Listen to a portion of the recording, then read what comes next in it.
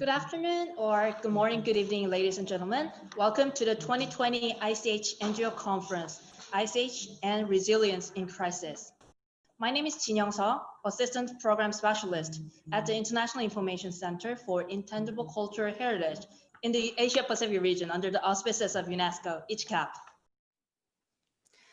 Working within the framework of the 2003 Convention for the Safeguarding Intangible Cultural Heritage, ICH operates information and networking projects to support UNESCO's strategic plans with the 48 member states in the Asia-Pacific region.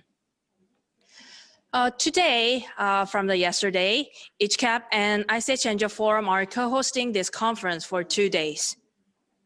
I'm very pleased that we can hold this conference with the full support and cooperation of all. Now, before we start the third session, special lecture about survey on the regional imbalance of NGOs will be given by Director Matti Hakamäki, Director of the Finnish Folk Music Institute.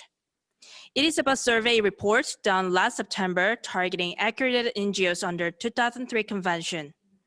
He will share the result and meaningful points that NGOs can think for the future planning in UNESCO realm. Please welcome him. Yes, a very good morning, very good afternoon, evening to everybody. My name is Matti Hakamäki, and I'm director of Finnish Folk Music Institute. I'm very glad that I've given this chance to participate in this very meaningful, important conference. Thank you very much, ICH. Thank you very much, ICH NGO Forum for organizing this conference. The topic is, of course, very, very important, the overall topic of the conference. But my presentation will be about a little bit different thing. As was mentioned just a few seconds ago, it's about geographical imbalance, the challenge of getting a more balanced representation of accredited NGOs under the 2003 Convention. So I come from Finland. I'm director of Finnish Folk Music Institute. We are situated in Kaustinen, in a small village in the middle of Finland. We aim to promote Finnish folk music, folk dance culture. We do documenting work, archiving, researching work, and we publish recordings, books, sheet music. We also work with education, with Näppärit pedagogy, which is a folk music way of educating music mainly to children and youngsters. But we also participate in vocational and academic training and education. We work at local, national, and international levels, and we execute capacity building measures among different ICH communities. So, first of all, about NGOs. Non-governmental organizations are organizations which are independent of governmental involvement. The United Nations use the term for organizations which are neither governments nor member states and gives them observer status at its assemblies and meetings. UNESCO has built up over the years a valuable network of cooperation in its field of competence with NGOs representing civil society. NGOs are recognized as important stakeholders for the implementation of the 2003 Convention for the Safeguarding of the Intangible Cultural Heritage. NGOs are, in the ongoing reflection process, several possible roles for NGOs have been pointed out, how they could act in the spirit of convention and in the actions and implementations of the convention. First of all, NGOs could be laboratories of ideas and inspiring practices. They could contribute to safeguarding measures and follow up inscribed elements. NGOs are well equipped to share safeguarding experiences in lighter ways. NGOs' role in awareness raising is recognized and in building and strengthening capacities. And NGOs' possible role is also report functions serving the committee and the overall research framework, regional reporting, status of inscribed elements, and so on. To achieve the purposes of the 2003 convention, it is very important that as many cultures as possible attend with their different traditions and worldviews. The now 180 state parties who have ratified the convention are distributed through the world. UNESCO has organized the world into 6 electoral groups for their elections. So here we can see the 6 different electoral groups. First, number 1, Western Europe, North America, 2, Eastern Europe, 3, Latin America and the Caribbean, 4, Asia and the Pacific, 5A, Sub-Saharan Africa, and 5B, Arab states. And you can see from this graph that the accredited NGOs, they come mainly from the group 1, the Western Europe and North America. This was the situation 2012. Here is the graph for 2018. And then 2020, we see that the main situation is the same. I'm sorry, I don't have the new accredited NGOs here now in the 2020 graph, but we can see with the new accreditations, also the situation is mainly the same, even though there has been some things going to the better direction. Anyways, it is very important not to see look at only the numbers here. Just maybe the overall picture is more important. And we have to also remember that many of the international NGOs, they are keeping their headquarters in the Group A area. So this is why this Group A1 is also bigger, but it doesn't kind of, the problem still remains. And we can see that the overall challenge is still present. And one important thing to look at this graph is also to think about future, how things will proceed in 2 years, in 5 years.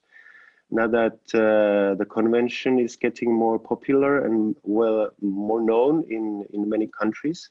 How will these representations change in the future?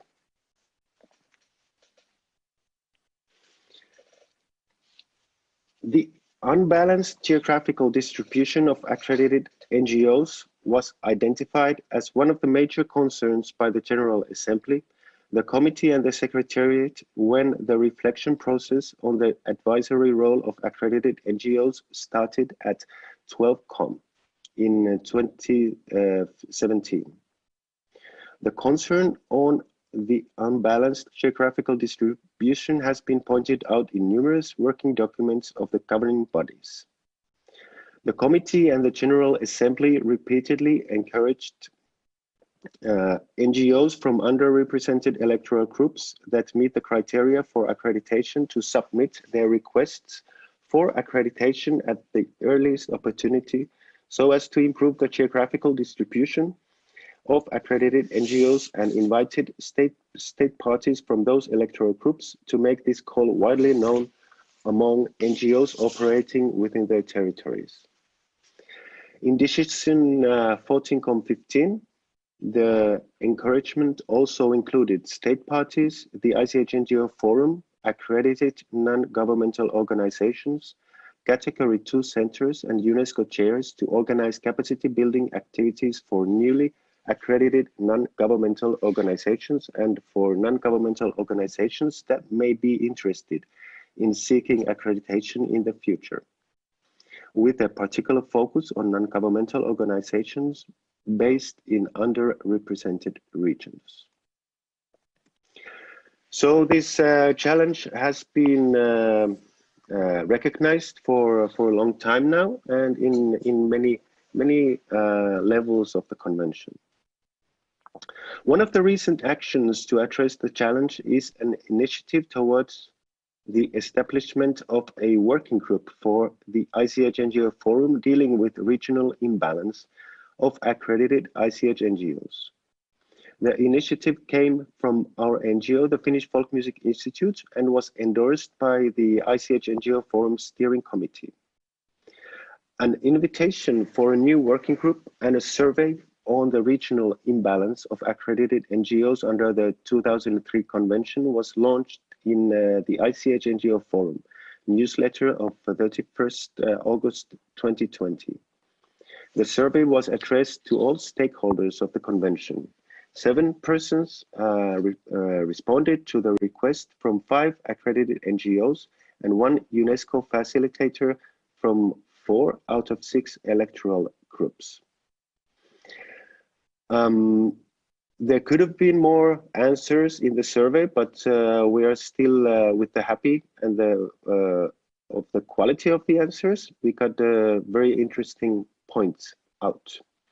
There were 2 main questions with the survey: how to reach out to relevant NGOs in the underrepresented regions.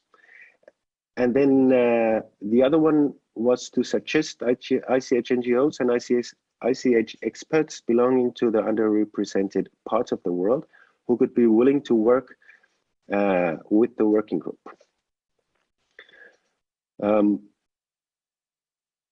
With the first question, how to reach out to relevant NGOs in the underrepresented regions of the world.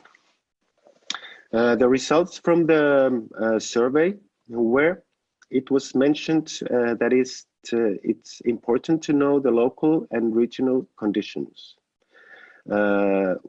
With the working group, we could think of to develop a sub-regional strategies, a regional focal points, accredited NGOs or UNESCO facilitators included. We could have a network of brokers on a regional level. Also, it was mentioned that promoting awareness is highly essential. Making a toolkit was mentioned. With this idea, it was mentioned that regional videos of experiences from the accreditation from the NGOs accredited. We could have video interviews. We could make brochures, use media, web pages, social media in this work. The third point addressed was regional activity. Webinars could be organized on accreditation process, sharing experience with the convention. Make overview of NGOs working with ICH. Then the other question that was asked in the survey to suggest ICH NGOs and ICH experts belonging to the underrepresented parts of the world who could be willing to work in the spirit of convention. We of course got names and the names of NGOs in the survey, but here are the kind of the overall results of the survey. What could be taken into consideration?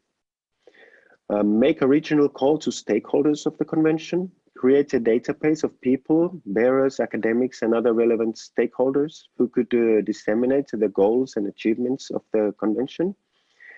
And especially this could be done either by the Intergovernmental Committee or then ICH NGO Forum, the steering committee, or with the help of this new working group.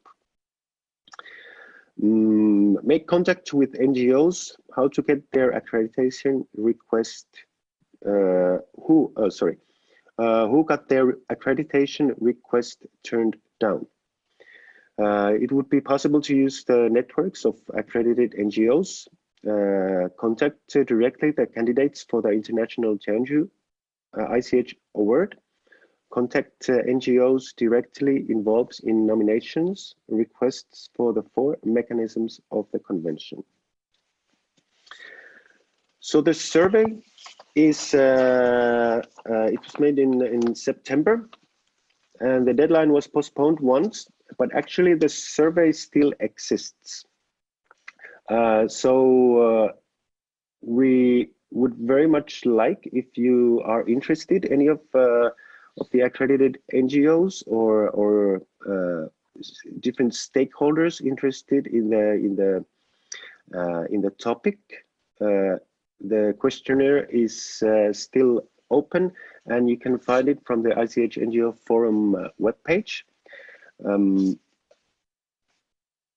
So please, if considering this, we would be very grateful for your input. About the working group, 5 persons offered to be members of the working group on improving the world balance of accredited NGOs and attend regular online discussions. 4 NGOs are represented, and 2 persons want to join as experts representing 3 out of 6 regions. According to the bylaws of ICH NGO Forum, it lacks the support of 1 NGO to be created as a working group in the forum. The working group will start discussions based on the possible measures received via the survey and work with the aim to overcome the ongoing imbalance. In parallel, we will invite other interested persons to come forward, especially those belonging to electoral regions 4, 5A and 5B. This is important both to get the regional knowledge represented in the working group and to become a formal working group under the ICH NGO Forum. So how to proceed? We are very positive of finding this one lacking NGO, and actually pretty sure that we will also have more NGOs interested in this on this topic. So we will ask the steering committee in the future to recognize this working group, and hopefully we will have a session in the coming months, coming weeks, to start the considerations of the actions of this working group. If anybody interested, please contact straight to me, or then by asking, by answering to the survey, which will be found from the ICH NGO Forum's webpage. Thank you very much. Thank you very much, Director Hakamäki. You actually brought up a very important and considered points among the accredited NGOs. So he just requested also the interesting and the cooperation for the NGOs, and it'll be highly sure that many NGOs have an interest on this presentation. So now I would like to move to the third session. The theme of the third session is Consilience, Prototype versus Archetype for educational sources. Ms. Ananya Bhattacharya, director of the Bangladesh.com, will serve as a moderator today. Before we get started, I would have a little announcement for the public. If you have any question during the presentation, you can just leave the question on the YouTube chat box of the English channel of the YouTube, of the ICHCAP's YouTube channel. We will have time for a question at the end. So without further pause, I will just move to the moderator. The floor is yours, Ms. Bhattacharya. Thank you, and namaste to everyone. Good morning from Kolkata, India. So welcome to the third session of this very important conference on ICH and resilience in crisis. We are in new normal, And naturally, we have to find new ways of doing things. And that's why our topic today is prototype versus archetype for educational resource. And we look forward to hear from our panelists how through innovations and interdisciplinary action, we can all work together to find new solutions. Our first speaker today is Dr. Joseph Lowe from World Craft Council International. Dr. Lowe has worked for numerous UN agencies on culture and development, specifically focusing on culture-based creative industry, artisan development, and cultural diplomacy. Beyond the UN, he has also worked for the Smithsonian Center for Folklife and Cultural Heritage, the Royal Textile Academy of Bhutan, and he has over 2 decades of experience in several countries across Asia. Today, Dr. Lowe will be speaking on how we can build greater resilience in the crafts sector. So over to Dr. Joseph Lowe. Can everybody see my screen? Yes, we can. Okay, thank you very much for inviting me to this e-conference. I'm humbled by this opportunity to share my thoughts on how the craft sector may be able to build greater resilience in the post-COVID world. The full paper for this presentation is available for all to review, and thus, because of the limited time given, I'm just going to highlight a few pertinent issues.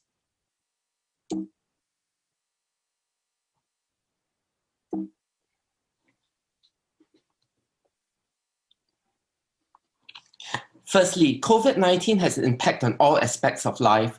Some industries suffered more than others. For the craft sector that was solely focused on non-local markets, such as the export market and those linked directly to tourism, they were hit the hardest. In India, for example, because of the disruption of supply chains, production has been sporadic at best or halted completely. There has been no sales either through local or international exhibitions or orders. Whenever sales have been localized, revenues has been reduced by 30% or more. Worse, there has been no certainty about when craft producers would be able to start their work again. The craft sector of the developed world did not fare much better. For example, in the UK, it has also been hit by the crisis. A survey found that orders were down by 67% with further losses anticipated. Significantly, this pandemic has sharply exposed the structural fragility of the sector. It must be acknowledged that the craft sector is not an isolated sector. It grew out of the context of the community. Importantly, arts and craft expresses the cultural sentiments to fulfill the aesthetic, physical, cultural, economic, political, social, and even spiritual needs of the community. Hence, folk craft and its community cultural systems, both tangible and intangible, are intimately connected and directly related. However, because of social, cultural, technological, and economic changes, the folk art and craft sector and its parent community have also evolved. For example, informal small cottage craft industries have been transformed into large-scale production factories, and craft today is a commodity of international trade. According to UNTAC, the international trade in arts and craft totaled 35 billion in 2015. The average growth rate for the industry between 2003 to 2014 is 4.4%.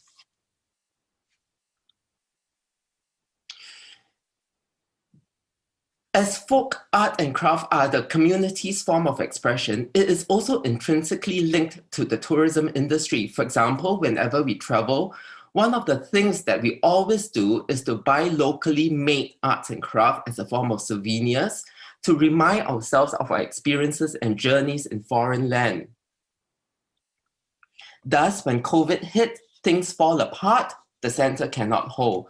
More so when the craft sector is so intrinsically linked to the export market and tourism. Because, for example, because of the infectious nature of the disease, countries have closed their borders. Travel of every kind has been discouraged. It can be said that when the tourism industry catches a cold, the craft industry develops pneumonia.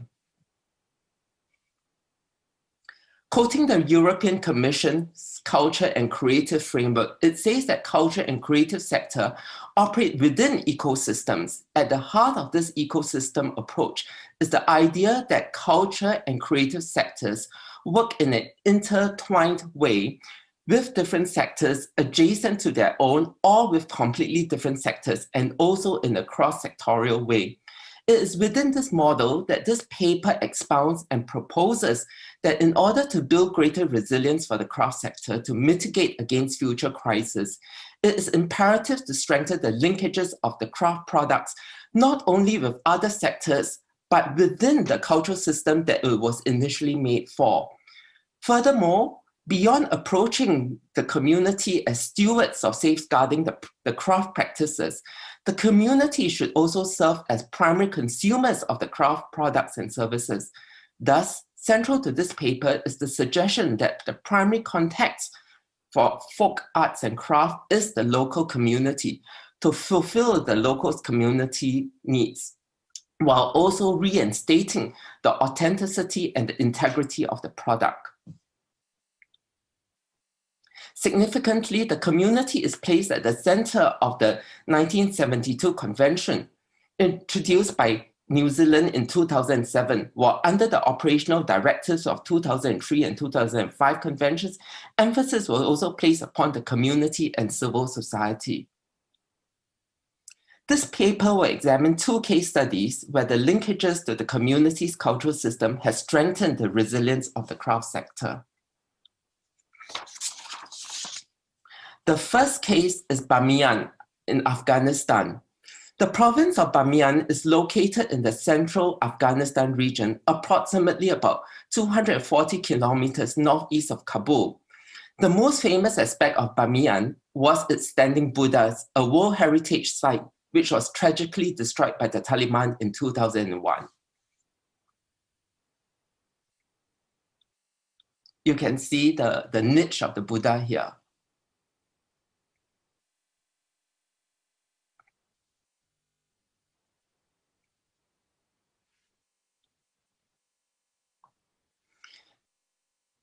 UNESCO Kabul office conducted a consumption survey of cultural goods and services in 2018.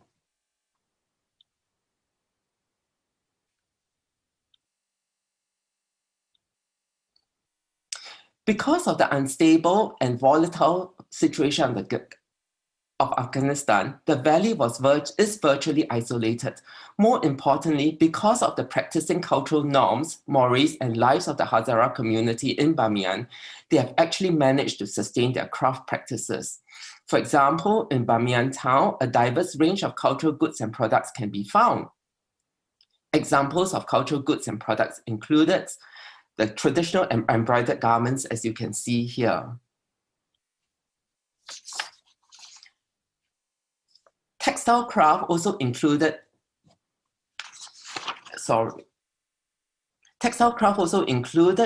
knitted gloves and socks, carpets, and purses were also offered for sale. Textile craft also included felt products, tailored garments, home soft furnishings such as cushion covers, mirror covers, etc. Beyond textile craft, traditional pottery such as tandoori stove and pot for making yogurts were examples of cultural products. Metalsmithing works such as making donkey bells and water boilers were also locally made and were for sale. Woodwork and basketry such as bird cages, baby walkers, brooms, baskets, damburas, which is a musical instrument, can be easily purchased in town. Visit to typical dwellings found that many of the items were also handmade and purchased locally.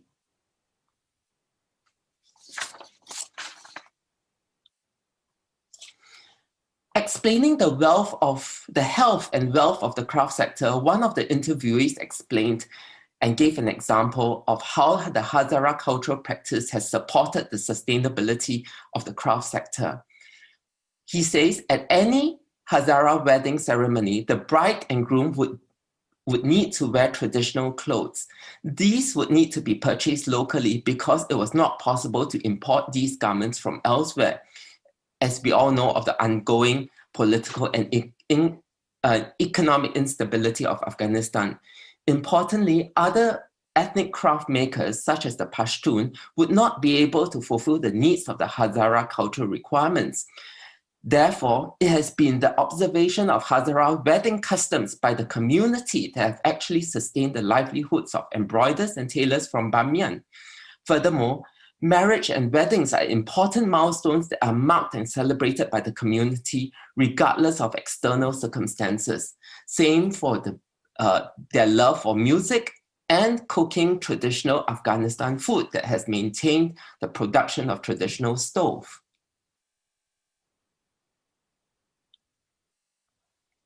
Furthermore, in spite of the precarious political situation of Afghanistan, there are cultural festivals in Bamiyan, for example, the Dambura Music Festival, the Silk Road Festival, etc.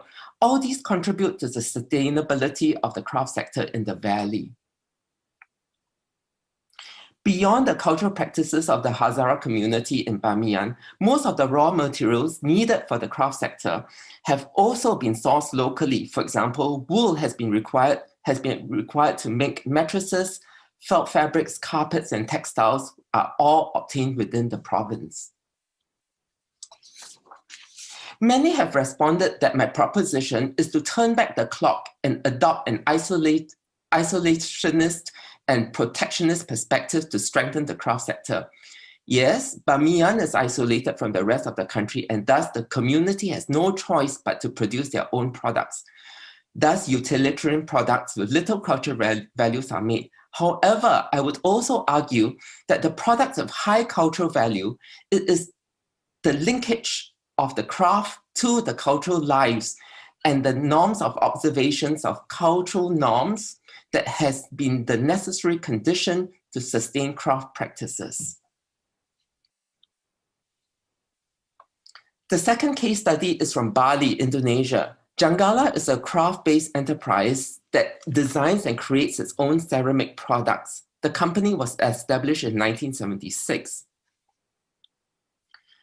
Janggala has won numerous awards for their production, for their products. For example, in 2010, two of Janggala's products, the Modern Kendi collection and the Rattan collection, received the UNESCO Award of Excellence for Handicraft. It's shown here in this slide. Like many of the craft enterprises, Janggala has also intensified their online marketing efforts as a response to the restrictions that COVID-19 pandemic has imposed, especially on in-person retail activities. They thus send out a series of emails to clients entitled Janggala Home Recipes. These recipes listed specific ingredients, quantities, and instructions on how to cook the dishes. Interestingly, the photographic representation showed the cooked dish plated on some of Janggala products. At the bottom of the email, there was a link stating visit our online store to take the reader to the web page where the products of the photograph was featured. The significant aspects was the content and approach the company has taken to e-market their products. The linkage of this product to the culinary culture of Indonesia was emphasized in order to frame and contextualize the products. Hence, the marketing narrative was not primarily focused on the product itself, but rather the product played a second fiddle, almost as a prop or accessory to the traditional foods of Indonesia. Janggala's marketing strategy supports the proposition of this paper that craft is essentially linked to the cultural system that it has made for and from. It is a symbolic relationship between both entities, traditional Indonesian cuisine, and the products that have linked to cooking and the plating up of such dishes. One may counter-propose that Janggala was merely exploiting this opportunity by linking its product with cooking, especially when home cooking as a form of therapy has been one of the few identified and promoted domestic activities during this lockdown period. If so, the question remains, why traditional Indonesian cuisine recipes have been identified and not recipes from other type of cuisines. I propose that in connecting with Indonesian cuisine, it highlights the sense of place and culture, Bali, Indonesia, and thus articulated the authenticity and integrity of the products. Importantly, it offered a distinct prospect through a cultural perspective to differentiate itself from its competitors by highlighting its unique selling point, USP. This is also a strategy for building resilience. To conclude, in order to build greater resilience for the arts and crafts sector, to mitigate against future crises, this paper proposes that the sector could consider strengthening its linkages of its product within the cultural system that it was intentionally made for, by prioritizing local communities and home markets and reconnecting with local cultural craft systems. These are possible means to circumvent and ring-fence the negative consequences of future global pandemic and crisis. Thank you very much. Thank you, Dr. Loh, for that wonderful insight. In fact, in India, countrywide, the governments at central and state level are doing a campaign, Vocal for Local. In fact, that is really a solution. And of course, the digital shift. These are very important points. Our next speaker is Nick Pozek from the Asian Legal Program of Columbia University. Nick holds a Master's of Arts Management from the School of Public Policy and Management in the Heinz College at Carnegie Mellon University. In his role as Assistant Director, Parker School of Foreign and Comparative Law at Columbia University, he is very much involved on geopolitics, international law, and globalization-related dialogues. He also serves jointly as Assistant Director for Asian Law Programs with posts both in the Centers for Chinese Legal Studies and Center for Japanese Legal Studies. He's a member of the Committee for IP of the College Art Association and a trustee of Global Community Charter School. So today, we'll listen to Nick Pozek on how, corporate sector plays a role in culture. Nick, when you present, please do remember that there is a translation going on. So take some time as you finish your presentation. Okay, so to allow the translators to get some time. Thank you. Over to Nick. All right. Can everyone see my screen? Could I get a thumbs up? Yes, perfect. All right. Hello, everyone. Good morning, good afternoon, good evening, wherever you are in the world. I'm in Manhattan, so it's a little bit past midnight. I appreciate the opportunity to participate in this conference on a crucial and timely topic. I'm honored and humbled to be among such esteemed panelists and with such smart moderation. I'm Nick Pozek. My research is at the intersection of philanthropy, culture, and foreign relations. And in this talk, I am going to pose some questions about commercial partnerships in the preservation of cultural heritage. I'm going to examine some case studies around these questions, and I'm going to use these case studies to frame the broader ethical issues around corporate engagement. And when I say corporate engagement or commercial engagement, I generally mean about the same thing. So I'll just use those interchangeably. But before I dive into these questions, I should just say that commercial engagement is complex. It can drive resources to an NGO, including expertise, technology, and capital. And for the purposes of this conversation, I'm going to focus on strategic partnerships and not really financial support. So these are the two kind of fundamental questions, right? What are the responsibilities of commercial partners in engaging with an NGO? And where is the line between sustainability and exploitation when a commercial partnership between an NGO or a commercial partnership with an NGO is created? And it's important that in thinking about this, that as NGOs, we do encourage corporate partners to actually think about this themselves. This shouldn't just be beholden to the responsibility of the NGO. So of these case studies, I should also note that they're meant to highlight ambiguity. And for all parties involved, I'm going to assume best intent, and that everyone involved in these case studies has a genuine interest in preserving cultural heritage. So this first question is, what are the responsibilities of commercial partners? And I'm going to start by talking about Google Arts and Culture, which is an online platform. It was created in 2001. It presents the collections of museums and other cultural and memory institutions online. And it does through this really slick interface. And so it presents things like gigapixel images. So if you can imagine this being a 300 by 400 centimeter image online, you can see the detail of a woman's necklace seated at this banquet table. It also presents immersive 3D installations. And this, now Google Arts and Culture was created as something called the 20% program at Google. It's where Google staff can use 20% of their time to work on projects of passion. And so this is very much out of Google, but it's been incorporated as a part of Google Cultural Institute as its own NGO. The institutions participating on this platform are wide and varied, including prominent institutions like the British Museum, the Berlin Philharmonic, Carnegie Hall, Museum of Modern Art, even the Long Museum in Shanghai. This is kind of where things get interesting. You can look at the representation in the US. These are their partners in the US. And you can see in Europe and Asia, you see a lot in US, a lot in Asia.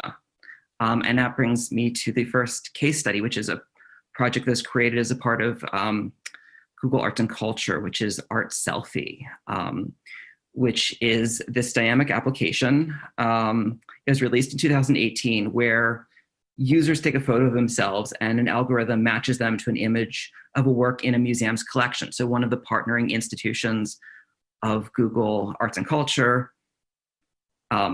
these institutions have their collections on this platform. And when a user takes a photograph, it searches through this database of images and tries to pair a person's selfie with an image in a collection. What immediately arose from that is a major pain point for cultural institutions, and that there's very, very limited representation, especially in the US and Europe, on not only on Google Arts and Culture's platform, but also more broadly in the field of people of color, and in particular Latinx, Asian and African individuals just aren't broadly represented. And this application brought this issue to the surface. Not intentionally, it was intended to be a kind of fun, engaging game, but it began to interrogate collections and the sector as a whole. And it poses this question of, is the practice of aggregation, right? Is the process of collecting data from museums around the world in itself a curatorial practice? And it also segues into a question about platform versus publisher. And so we saw this particular issue arise in Facebook in 2016 with the US presidential elections, where divisive ads created by non-US entities with the intentions of creating social and political instability began to propagate on Facebook. At the time, Facebook, to a certain degree, abdicated its responsibility, saying that it's a platform, not a publisher. But in the 2020 election, Facebook created new safeguards in order to limit the spread of this kind of divisive content, or what it was described as fake news. It also created notices about political content. It limited forwarding, and even disabled hashtags on one of their services, Instagram. So why is this relevant to cultural heritage?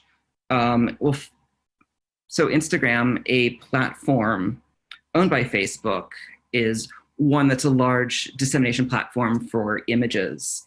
And in particular, images of cultural heritage are populated on Instagram and propagated on Instagram.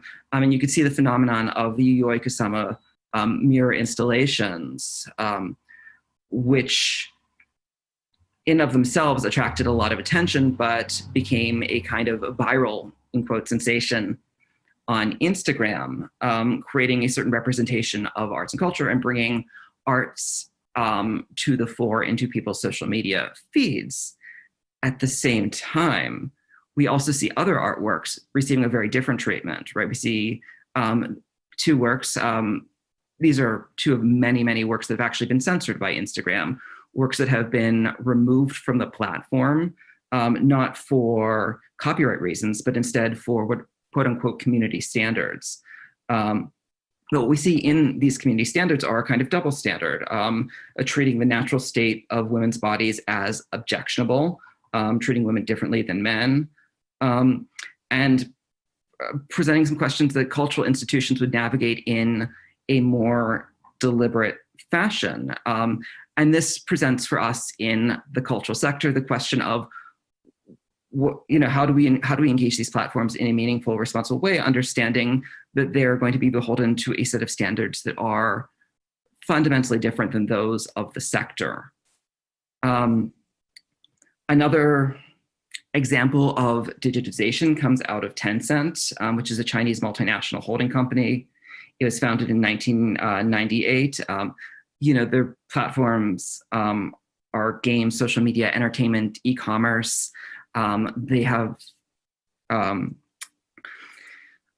quite a large number of holdings, and they've taken a lot of effort into going beyond e-commerce and entertainment and online gaming, social media, into cultural preservation, and in particular, developing a platform called Repair the Wall, a game that was co-developed with the China Foundation for Cultural Heritage that helps gamers better understand the history of the Great Wall, but also donate money in order to support restoration of the Great Wall. They also, again, I'm checking my time. They also partnered with the Palace Museum in Beijing in order to build digital platforms for their collections in order to present the collections in a digital way in the museum space.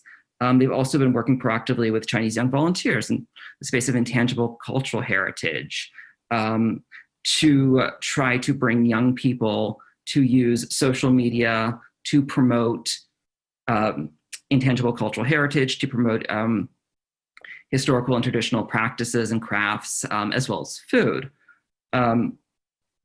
And they've also partnered with UNESCO to develop the Open Digital Library on traditional games, so preserving digital games as a part of intangible cultural heritage. So these are kind of a broad swath of the activities that are occurring. Something that is important to consider with Tencent in particular is that they're framing their work in the proposition of intellectual property. They're framing it with a continuity of time so that this is building up Chinese or China's intellectual property, and that this is part of a contemporary practice. And this is really driven home by the introduction of cultural heritage into Tencent's video games, also through a large conference that Tencent has been hosting, their New Culture Creativity Conference, which was annual. I think this year's been interesting for everyone. So that brings us to our next question, right? Which is, where's the line between sustainability and exploitation? And the case study that I have for this is the Belitung shipwreck. This was a shipwreck that was discovered off the coast of Indonesia by fishermen in 1998. I'm sure a lot of you know about this. The Indonesian authorities lacked the resources to conduct a proper excavation and instead looked to seabed explorations, a German commercial salvage company. And I should note that at the time, Indonesian authorities saw this site as being particularly vulnerable to not only just natural damage, but to looting, quite frankly. And so they saw a certain urgency with which they undertook a commercial excavation. And this excavation was conducted, for anyone who's an archaeologist, over very, very quickly. It was over 2 seasons. So it started in September and then ran through a season which focused on the retrieval of the cargo from this ship.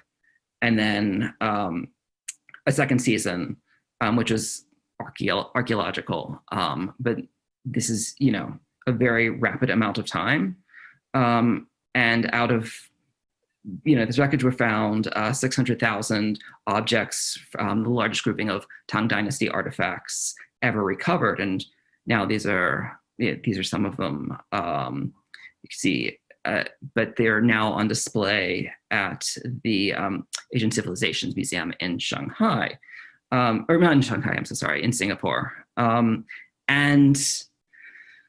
the Smithsonian, the Frere Sackler Museum of the Smithsonian sought to bring these objects for an exhibition in Washington, D.C., but questions were immediately raised about commercial exploitation and whether these objects were appropriately excavated, and whether a museum should be presenting works that were retrieved through commercial excavation. And of course, the excavation was before the 2001 UNESCO Convention on the Protection of Underwater Cultural Heritage. So it created a sort of dicey question, and it led the Smithsonian to look strategically and carefully and think about whether or not they wanted to host that kind of exhibition, whether they want to have further discussion. They decided to postpone the exhibition in order to explore whether or not this excavation was exploitative. Now, the last case study is Luang Prabang, which is a city in north central Laos, consisting of about 58 adjacent villages. In 1995, a cluster of these, about 33 villages, were inscribed as a UNESCO heritage site, largely for their wonderfully well-preserved architecture that weds French colonial style, but also really powerful local traditions. But following the inclusion of this town on the list, they need to negotiate the safeguarding of their traditions, how they appeal to tourists, right? They see this UNESCO designation as a way to bring in tourism, but they also had to understand how to remain socially stable and economically sustainable in attempts to balance the appeal to tourists. Restrictions were put on the repairs of homes by local government, favoring, of course, traditional materials, which were in some situations much more expensive and less effective. And as tourism increased, many locals relocated to the suburbs in order to rent their homes to tourists visiting the township. And so that created a new social dynamic. And most sort of pressingly or pertinently or challengingly, a morning takbat, a morning almsgiving ritual in which inhabitants provided food to monks who reciprocated with blessings, became a popular tourist attraction. And it began to draw questions in the community about what is the role of these rituals moving forward? How do we preserve our cultural traditions? How do our cultural traditions evolve? And what does this mean for this industry that we're trying to support? And so, in conclusion, from this very, very rapid fire set of cases, I wanted to identify these 4 tensions that are underpinning these case studies, right? The tension between censorship and curation, exploitation and sustainability, and how NGOs and their corporate partners need to navigate and balance these tensions and figure out solutions. And kind of 3 takeaways. One is that commercial engagement offers both opportunities and challenges, right? There's tremendous reach that can be obtained through commercial engagement, but that there are also responsibilities that both NGOs and commercial partners need to determine and navigate on their own and negotiate. And lastly, that every partnership should be a strategic one and should be entered into thoughtfully and deliberately and with an eye on the future implications. All right, so I want to thank everyone for your time, and thank you again for including me on this panel. And I'm looking forward to a conversation with the other panelists.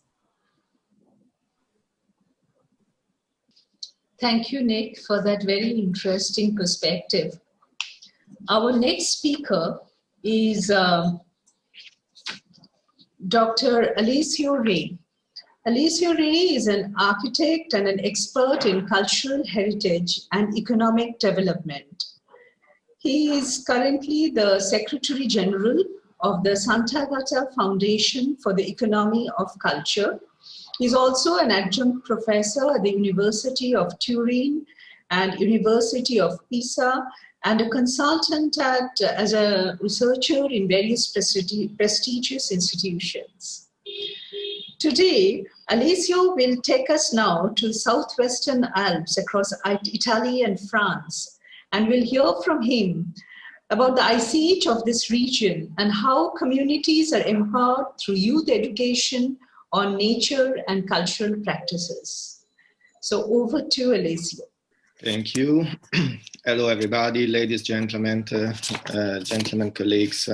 It's really a pleasure to be with you today. Thank you, ICH for giving me this opportunity. I was able to follow yesterday's sessions as well, and I found them very enriching. So I really appreciated the insights and the inputs that were posed by the discussant. As you told, I'm the director of this foundation, which is an NGO based in Torino. So I'm speaking from Torino, Italy, which now is a red zone because of the COVID emergency. Again, red zone after spring.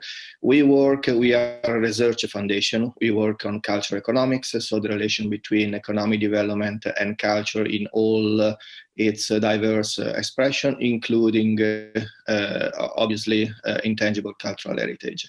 So what I'm going to present and our approach in general is about the economic viewpoint. Currently, we are working quite a lot in trying to face the data related to the COVID-19 crisis and its socioeconomic impact, something that was also recalled during yesterday discussion. Certainly, we don't have solutions right now. We can face a strong push for innovation, and we can see a strong stress on the fragilities of our communities and society. So I'm going to present a case which we are working on, which is this one, a community based in the South-Western Alps.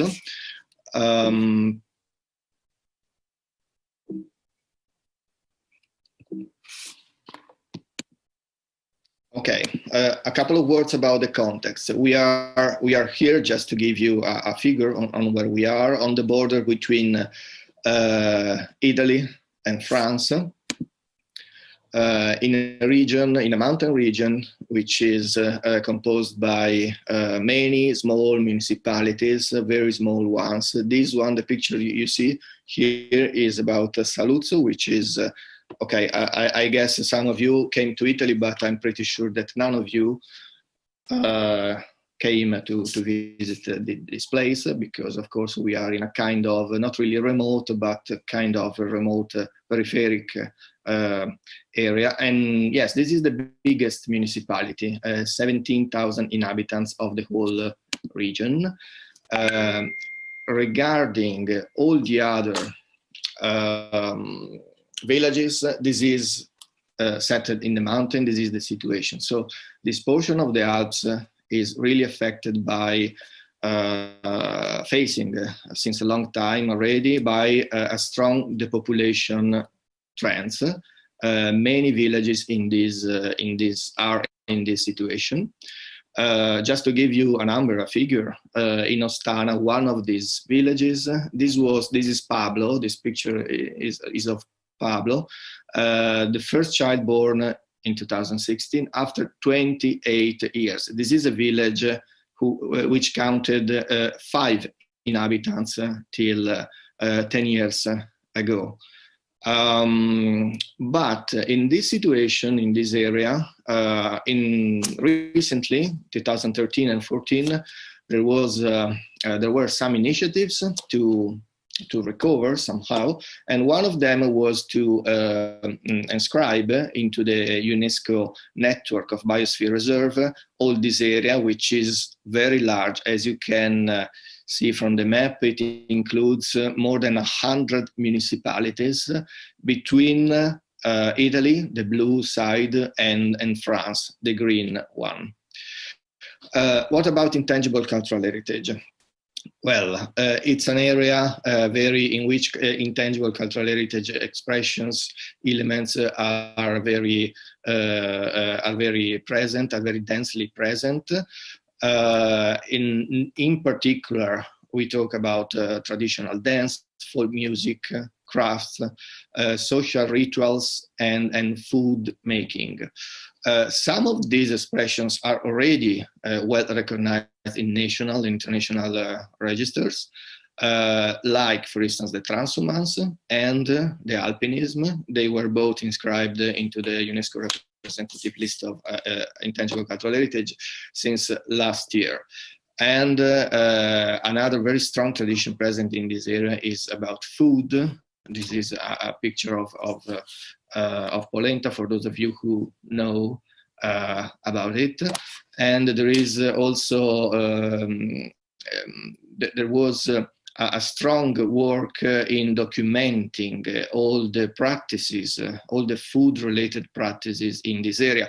Just to give you another input, we are very close to where the slow food movement was born. The municipality, the village, which is Bra, is exactly in this area. And what characterizes this area, this community, is the presence of this Occitan community, which is pretty famous, pretty known. It's not just about this area; it's between let's say, Spain and Italy. But the Italian portion of the so-called Occitan region, it's not a state, it's not a region, it's something defined by social and cultural features. So we are in this place. All these, these cultural expressions related to the Occitan culture are, of course, facing several challenges because of the population, because of the impacts of globalization. So let's say that they are, most of their expression, including language, actually they are really under pressure.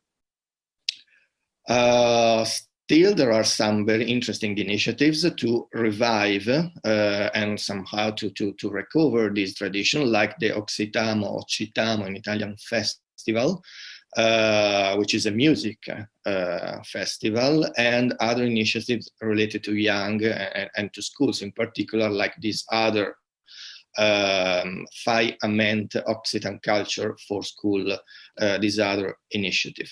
But the question is,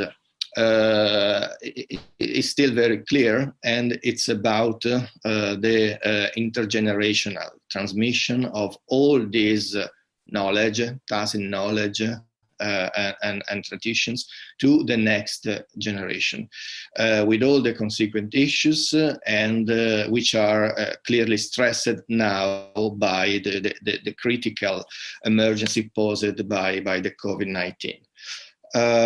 So the point is how to empower communities, and we as NGO started working through education with the local stakeholders, and in particular, that's why I mentioned that the Biosphere Reserve by UNESCO, in particular with the park authority. The park, not because of their managerial competence as a natural area manager, but because they are the institution able to dialogue with all, let's say, the communities present in this area. So thanks to a process of community participation, some successful initiatives were implemented. And I'm going to talk about this one, which was the one that I ideated and implemented starting from 3 years ago. It's a non-formal education program related to youth between 15 and 18, let's say 19 years old, with the goal of enhancing territorial resilience capacity, of accelerating communities' development, and trying to embed these two big goals within the transmission of cultural practices. It works through interactive learning activities aimed at understanding the values associated with the local cultural and natural and communitarian resources. It's deeply linked to the UN 2030 agenda, and it's deeply linked, it's developed in close relation with the local players. So in order to favor that intergenerational exchange that I was mentioning before, like cheesemakers, like entrepreneurial initiatives related to food, in this case to beer production, which is another traditional production characterized in this area, and with the agroecological activities like honey making, craftsmanship, and of course all the implications and the linkages with tourism. So basically, these youth coming from both France and Italy, they meet and they formulate common proposal in a participative manner to address to community leaders in order to facilitating them to comply with the future generation demand and expectations. Last point is this one, impacts, achievements, future developments. Basically what we did and what we aim to do. Here a few numbers of these initiatives. We developed three editions starting 2018. You see here some of the numbers which are to us very promising in terms of in terms of people taking part and in terms of the capacity to involve the local stakeholders in an area again which is, as you can easily figure, quite fragmented into multiple communities being in the mountains. Achievements, we had a very good, more than our expectation, achievements in presenting this initiative, in having recognized this initiative in many occasions in Italy and in other countries, in other contexts as well. It was at the base of a workshop titled Empowering Communities, Creativity for Welfare and Social Innovation. And it was somehow the startup of a new program that we are going to launch in January 2021 together with UNESCO on young or youth engagement through the UNESCO designations.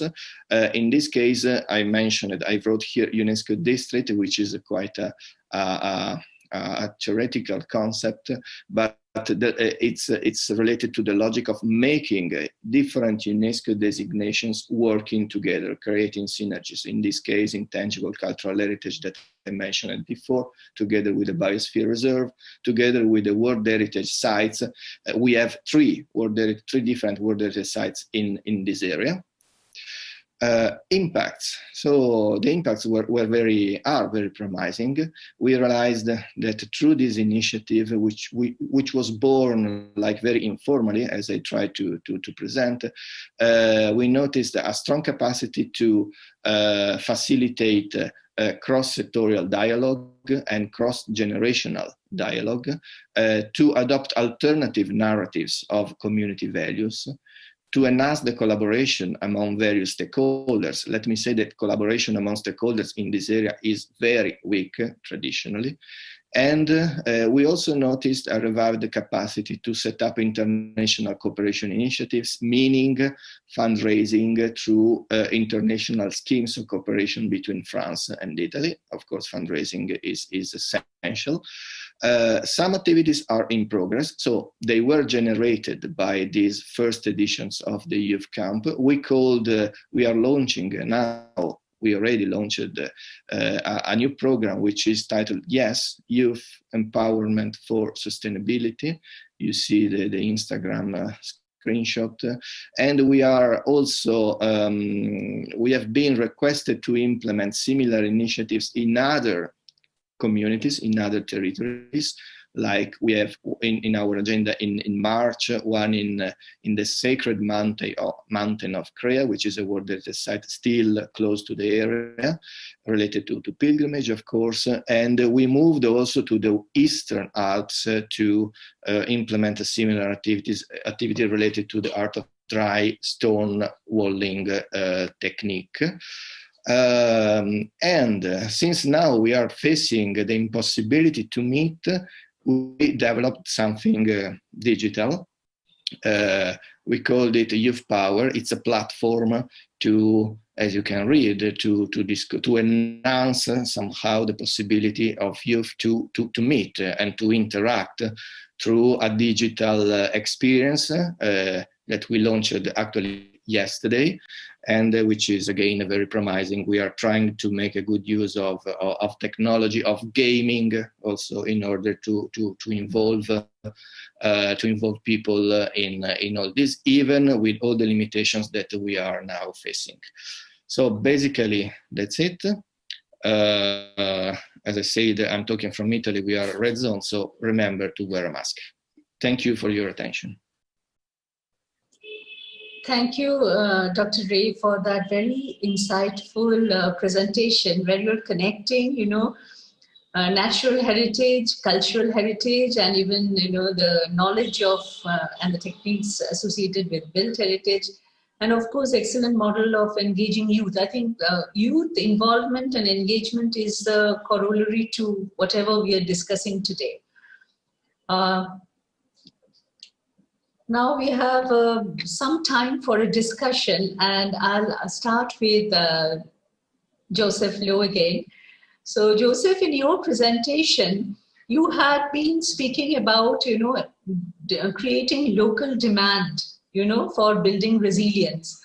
And I'm sure that youth participation is very important for that, because now with this whole onset of globalization, going back to those old ways of life is not easy, and we can't really go back to the old ways of life. So we need to innovate so that our traditions remain relevant in our today's modern ways of life, and they survive. So what has been happening in the communities you have been working on regarding this?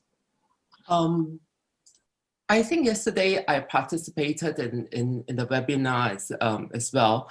And it was quite interesting. There are two components to this. One is modernizing tradition, which is, what the logical thing is. But interestingly, there's also traditionalizing modernization. So it's actually a two-way effort, as much as you want to modernize tradition, modernity, it can also be traditionalized. So I think creativity and innovation is actually a very important factor in this. And one has got to look at the form and the substance. I mean, there was also a study that was done in Poland. I mean, just give me 1 minute, which was actually quite interesting. They did traditional lace. And the traditional lace industry was actually very, very well established in Poland because of Catholicism. and the practice of going for mass and the rituals where the priest needs to wear, the vestiges that has laced edging and everything else. But then because of the secularization movement, I mean, people went to, they no longer practice Catholicism, and then, the mass attendance went down, and then this industry was sort of caught because, it relied on the demands. So they had to innovate, to practice the lace making tradition alive. So they decided to make lingerie and bikinis out of lace to cater to, the younger generation. But the important thing is, this is where I think the differentiation between form and substance. Do you want to keep the form of the lace, or do you want to keep the practice of making lace that's important, that you can then go back, to make anything else? I think that's something to consider. I hope it answers your question. Thank you. I just paused, to give time for the translation. And this is the request to all of you also, because after I ask the question, give some time. Oh, I'm so sorry. I forgot about that. So, but to Pozek, I loved your presentation, because, I feel that IP and ICH is where we have to all work on. We are talking about ethical approaches in the conventions, but we have a long way to go. Now, you have been, and thanks for sharing on Google platform, because we ourselves are also a partner, and I think it's a wonderful example where, they enable showcasing rarely known or less known ICH to the world. But my question to you is that you've been talking about corporate and you've been talking of NGO, but we have this whole third segment of community, the tradition bearers. So where do you see that in your puzzle? When you did your framework, you did not mention that. So I'd like to hear from you. What do you think about that? How to make them aware? And we know that taking legal action is not easy. So what is the way forward? That's a good question. And that is the most complicated dynamic. And that's one that is also, community, they're the stakeholder, right? They're the ones for whom this is the most important. And they're the ones for whom NGOs are ostensibly serving as the broker. I think there's kind of two sort of ports of call for this. One of which is that in certain communities, if you are, they will let you know. They will make you aware if you are treading on their cultural heritage or doing so in a way that is inappropriate. But the other dimension of it is the communities that are disinterested or apathetic, and the communities that separate away from these kind of corporate NGO partnerships and just become disengaged because they either see the corporatization of their heritage and their practice, or in some situations they see the fundamental commercial value. We see this a lot in, for example, in the States with New Orleans, where there is a very distinct front culture and a back culture, right? There are restaurants that are very much meant for tourists. And then there is behind this, there is a whole scene of local culture and music and art that is very much not meant for tourists and has no adaptation to that. And what's really, what becomes really unfortunate is that it becomes harder and harder to sustain that economically.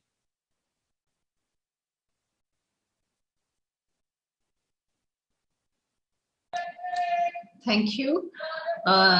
Alessio, your examples of youth engagement were very, very impressive. And you mentioned about the challenges in stakeholder coordination. Could you share some more? Like, who are the stakeholders? And I know there has been a lot of IP-related work in Alps Foodways also. So could you share some of the stakeholders you engaged with, some of the innovations, and what can we learn from the experience? Yes, sure. Thank you for this question. Stakeholders is a problem. I mean, dealing with many multiplicity of stakeholders in this area I mentioned that there are more than 100 different municipalities in a region which is mountains or made of valleys, each valley not talking, each village in each valley not talking to the other. I'm pretty simplifying it, but just to give you the feeling of the situation. So actually at the very beginning, we decided to do a camp in the nature at 1,500 altitude, not to make something too much complicated. And we decided to work with youth because we believe that it's essential to invest in new generation, but also not to involve too many complications among different community leaders, political issues, etc. So stakeholders, we have a number of different little NGOs related to culture, related to tourism, to the promotion of the territories. We have the municipalities, we have different leaders. We have many little, let's say, entrepreneurial figures, family companies, most of them related to agriculture. Or to rural, let's say, activities. And all these do multiply this also between two nations, because Italy has certain rules and France has different rules, as it's obvious. But what we are learning in doing this, and really we are learning because it wasn't planned at the beginning, it's the importance also to reconnect to the question that you just made to our friend before. We are really learning how much it counts the role of the NGOs in this, in their capacity of connecting people, connecting citizenship, so belonging to communities, to a territory, with politics. When I say politics, I mean not just the administration politics, but the idea of development of certain communities and territories. And let me add, since we are facing a very peculiar period, the capacity of NGOs to connect citizens with politics and also with science, because now we live in a very uncertain moment. In Italy, as in many other countries, we are facing a second rush of the emergency, and it's crucial to try to connect people with decision makers with the scientific knowledge. So NGOs, I also to recall the question of imbalance in different countries that was presented in the opening speech. We are really learning how crucial it is. We already knew, of course, but how crucial it is also becoming in facing these uncertain moments.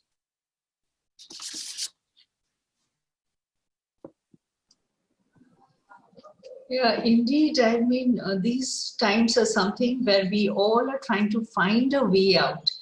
So I'd like to hear from you, and not in any particular order. So I'm asking this question to all of you.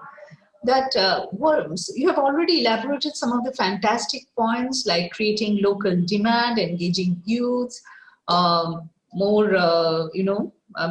more aware of the pitfalls of commercialization and striking a balance between sustainability and exploitation.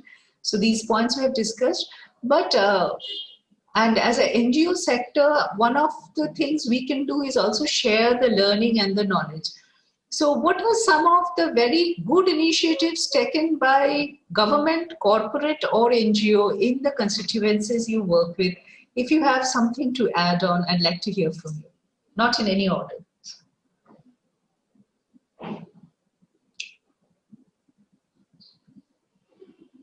Has there been something where governments have taken a step for the craft sector? Matti, you want to join? I think Matti. Matti, would you like to make a comment? Yes. Yes, just if okay, I will present just a small point to this question. There's an example from my NGO, or the NGOs that we are working with, is with the digital festivals. And this, I think, has been something that has been going on in many countries. So I think this is very valuable and important for us to take into account that this digital reality is now different, and so that we would also make use out of it, so that the important points, like Alessio mentioned, that there are troubles and challenges how to get the transmissions of the ICH to go on. So how we can make use of that, and then of course we have to take into account if this this digital future of transmitting ICH from generation to generation, is it equal in other ways, and is it equal and for all? Is it it somehow it makes it even more equal and accessible, the ICH in some cases, but in many cases also it doesn't make it more accessible. It makes it harder to access. So just to point out this kind of this digital future that we have, and especially we have very good and very different experiences from the field of folk music. And I think these experiences are very shared throughout the world. Thank you. Thank you for sharing that. Indeed, we work with, these traditional communities, and some of the folk artists, when first they started participating, the rural artists, when they first started participating, they felt it was strange because I don't see anyone. But once they started getting feedback and people started calling them and congratulating them, they started enjoying, and now they are really very free in using technology. So that transformation is indeed happening. I think Joseph wanted to say something.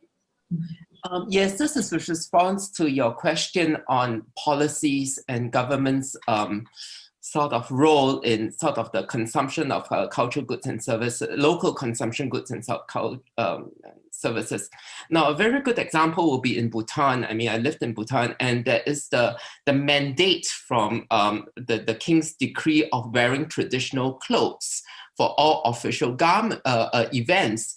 And that itself, sort of supported the whole hand-woven textile industry,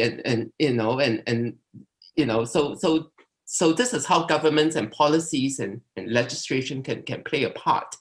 Sometimes it works and sometimes it doesn't work. I mean, in Singapore, unfortunately, there was a case where one of the former prime ministers promoted the wearing of orchid of batik shirt, and that didn't work at all. I mean, it seems like a very top-down imposed structural behavioral change. But I think it has got to grow from something organic. So I think it's a fine balance to find that, where it is locally accepted and yet supported by a legislation. Thank you. Thank you. Over to you. Oh, okay. Ray wants to add something. Yeah, please. Yes, thank you. I don't have a concrete example because honestly, it's a very uncertain moment. So it's very hard to find the right words, elements to describe the extraordinary, let me say, times that we find ourselves in. We noticed that for any leader, any community leader in this time, the question is about uncertainty. In most of cases, it meant it created a sort of paralyzing effect. But the question which is emerging now is about trying to refocus some of the ordinary, let's say, activities to reorientating them to a greater, let me say, a greater purpose, a greater good, like how to use hotel rooms not not as an hotel, of course, not for accommodation, because it has no sense, but how can we use the vacant rooms to save lives? How to use cultural space? It happened in Torino, just in front of my house. There is a huge cultural center reconverted in March into a provisional hospital. How to use services like buses serving the valley community, not for tourism again, but maybe for improve the school services. So another point is that it's impossible to I mean, we know that we are paralyzed, but it's impossible to conceive that entire sectors are being left to fail. So yesterday you discussed about, there was a question about solidarity, and that's the point, solidarity and support among peers should be an answer, a tentative that we must do to face uncertainty. And let me finish saying that for all these reasons, probably NGOs and communities efforts are really crucial in trying to foster and force movement towards this kind of approaches. Yeah, I absolutely agree with you, because there are so many challenges that often ICH or the cultural sector as a whole falls at a risk of taking a back seat in priorities, and that's where we need to highlight how resilience of this sector is important for the resilience of the community and the people to combat these difficult times. So I'll just I think we're nearing the end, so I'd like to really thank UNESCO HCAF and ICH NGO Forum for organizing this very meaningful discussion. But I'll finish with last round with all of you, suggesting one thing we as NGOs need to give priority to. We'd like to hear from you. Yes, Yes, I mean, I think one of the words that could have come up and that should come up is relevance, and resilience and relevance go hand in hand. Thank you. Joseph? I think, yes, I think that is definitely, and added to this, I think it's also the innovation and creativity. I think that is very, very important. I mean, because needs are changing all the time. And therefore, I think it is imperative that you have no choice but to innovate and to create, to build resilience as well. Thank you. Matti?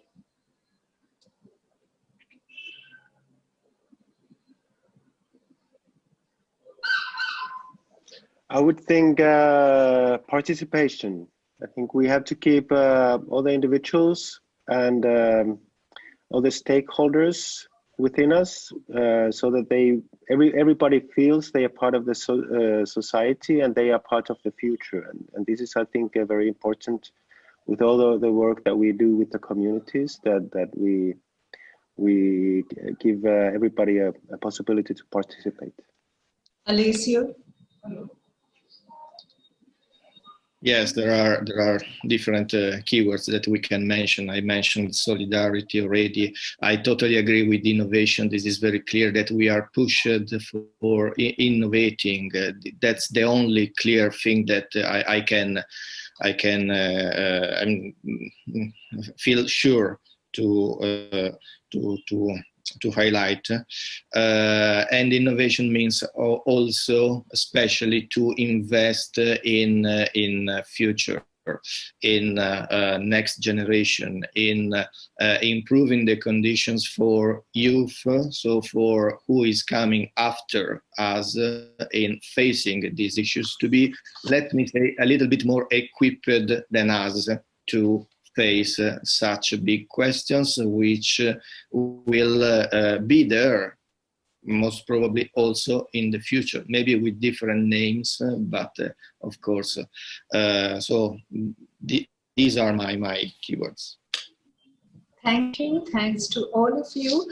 And so we conclude our session on Consilience, and we agree that our prototype for future, for educational source, has to be support innovation, has to nurture creativity, ensure that we're all together and we all participate. With that, thank you, and over to Julia. Yeah, I really enjoyed the discussion, and I really love the final words of the Ms. Bhattacharya mentioned. So thank you very much for the presenters and all the moderators. I appreciate all of you here late night, or just say someone is in the very early morning. So anyway, we will finish up the session 3 right now in here, and then we will have about a 10 minutes break for the housekeeping break, which is preparing for the plenary discussion. So as notified, during the plenary discussion, all the presenters from the previous sessions will participate under the moderating by Professor Dr. Janet Blake. So please come back to here, this room at 3:50 current standard time. Thank you very much.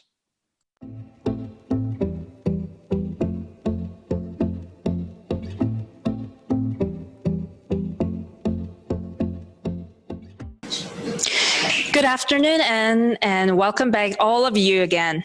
It's great to see all of you in here on the Zoom room panel. Hope you had a cup of coffee or just a small break. Now I would like to move on to the last session. The subtitle of the plenary discussion is Post-Corona, Between Calm and Passion. Director Janet Blake from Persian Garden Institute for Living Heritage will serve as a moderator today. Before we get started, I'd like to have a little announcement for the public. So as notified already before, if you have any particular questions then you can leave the question on the YouTube chat box from the ICHCAP's YouTube channel, Korean and English version 1. And we will have a time maybe if you just grab us some good question. Okay, so without further pause, please welcome today's moderator, Director Janet Blake. The floor is yours. Thank you. Thank you very much indeed for that introduction. And thank you to ICHCAP for inviting me, and also to the NGO Forum for extending this invitation for me to take part in this very important meeting. And in fact, my congratulations to ICHCAP for this webinar series that you've put on. This plenary discussion is on post-corona, between calm and passion. So let's hope we have a bit of passion as well as some calm in this discussion.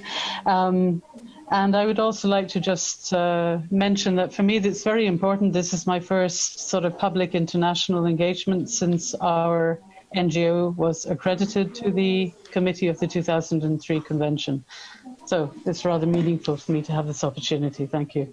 As we know, the COVID-19 pandemic has swept through the world and left devastation behind it, but has also starkly highlighted the vulnerabilities that exist in societies around the world. And interestingly enough, some of the greatest vulnerabilities are perhaps in the most advanced societies, which raises some interesting questions for us. But at the same time, we know that the poorest, the weakest, the most vulnerable members of our societies have been particularly hard hit by this, and they include, of course, many of the communities that we work with. And so this is for us a question of extreme importance. How can we support those communities? But I think it also raises some perhaps even deeper questions we may want to address, such as, what is the potential that ICH has that we can harness in the future to confront, to mitigate the impacts of any future such disasters that we face. For sure, we'll face them. And also, how can this power, this potential be used better to improve people's lives under normal circumstances as well? I mean, I think the two should really be seen as something that goes together, and to help them to develop better resilience for the future? And perhaps there's an even more profound question we might want to consider, which is, what can we learn from ICH and from the communities that practice ICH to change the way that we operate our world? Because it's clear that the way we're doing things right now causes some fairly serious problems. So I think all of those are the sort of deep underlying questions that we deal with. Do you wish me to make a brief introduction of our discussants, or is that not necessary? Jamal, would you like me to? Dear Blake, it's totally up to you. So the floor is yours. Yes, of course. Very, very briefly, yeah? I think it's nice to do that. So, according to the program order that we have, so we have excuse me if I mispronounce any of your names. I'm sorry if I do. So we have Dibya Jyoti Bohra from the Arhi Institute, I believe, in India, who spoke about enlivening the dying tradition of North India and ICH. Sorry, maybe it's not North India, excuse me, of the Karbi tribe in India. Yes. Yeah. And we also have Kai Kwong Choi from the Life Encouraging Fund, who spoke about a development project in Yuan Long community and intangible cultural heritage of the community in Hong Kong. And then we have Giyasuddin Pir and Misa Ubaid, who are from, is it DAP? Is that how you say your name of your NGO? You spoke about promoting heritage education through ICH in the Kalasha valleys of Pakistan. And we also have with us Jeff, is it Poolan from Creative Generation. And you spoke about innovation for arts and cultural education in time of pandemic. And we have Julio Nasher, if that's correct, from the ICCN Secretariat, talking about popular reactions to COVID-19 with specific reference to Algemesi in Spain, where you were planning to hold the General Assembly of ICCN and you had to go all virtual, but also how people of that area responded. Then from the third session, we have Alessio Re and Giulia Avanza from the Santagata Foundation for the Economy of Culture, who spoke about the South-Western Alps region and ICH in that region, and empowering communities through youth education and nature and cultural practices. And Joseph Lowe from the World Crafts Council International on crafting a post-COVID-19 world. So that's exactly the point that I was referring to, and how greater resilience can be built in the craft sector.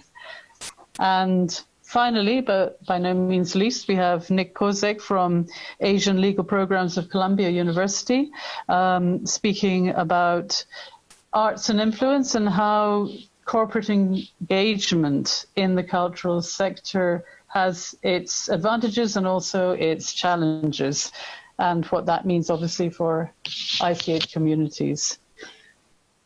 And I would like to start by asking, what I'm going to do is I'm going to ask fairly open questions that I would be interested for each of you to, respond to them. And if just for sake of making this a bit simpler for everybody, if you don't mind being first stepping up to the plate each time. Is it Dibya? Should I call you Dibya? Is that correct? Or you? Yeah, Dibya, yeah. Yep. That's all right, is it? Thank you. If you don't mind, I just put, since you're first on my list, you're going to be the first for the first question. Okay. That's right. Thank you. Thank you. Yeah. Okay. So the question is this, that from the experience you have with the projects you've been doing on the ground, first of all, in a very general sense, how do you think that ICH can work to improve the resilience of the communities that you know? And, equally importantly, what is the role that NGOs play in this? What is the specific role of NGOs in all this? Particularly since NGOs have a strange duality. They're often outsiders, but they may also be insiders in a sense. I know it's a very open question, but this is just to leave you the possibility to give your, what you think about this. Thank you, ma'am, for giving us this opportunity, and thank you, UNESCO ICHCAP, also for giving us opportunity for talking about our work and for question also. First, regarding this question, I just want to focus upon the area we are working on. It is a northeastern part of India, which is actually it's a very front line, very far from the mainstream India. Even within India, many people does not know much about these areas, and that area is home to numerous tribes. So as this is numerous indigenous tribes are living here, so is the ICH. So it's very rich in ICH, and it's even in pre-COVID situation also, the ICH is in decay. I mean, it is in the form of, in the on the verge of extinction.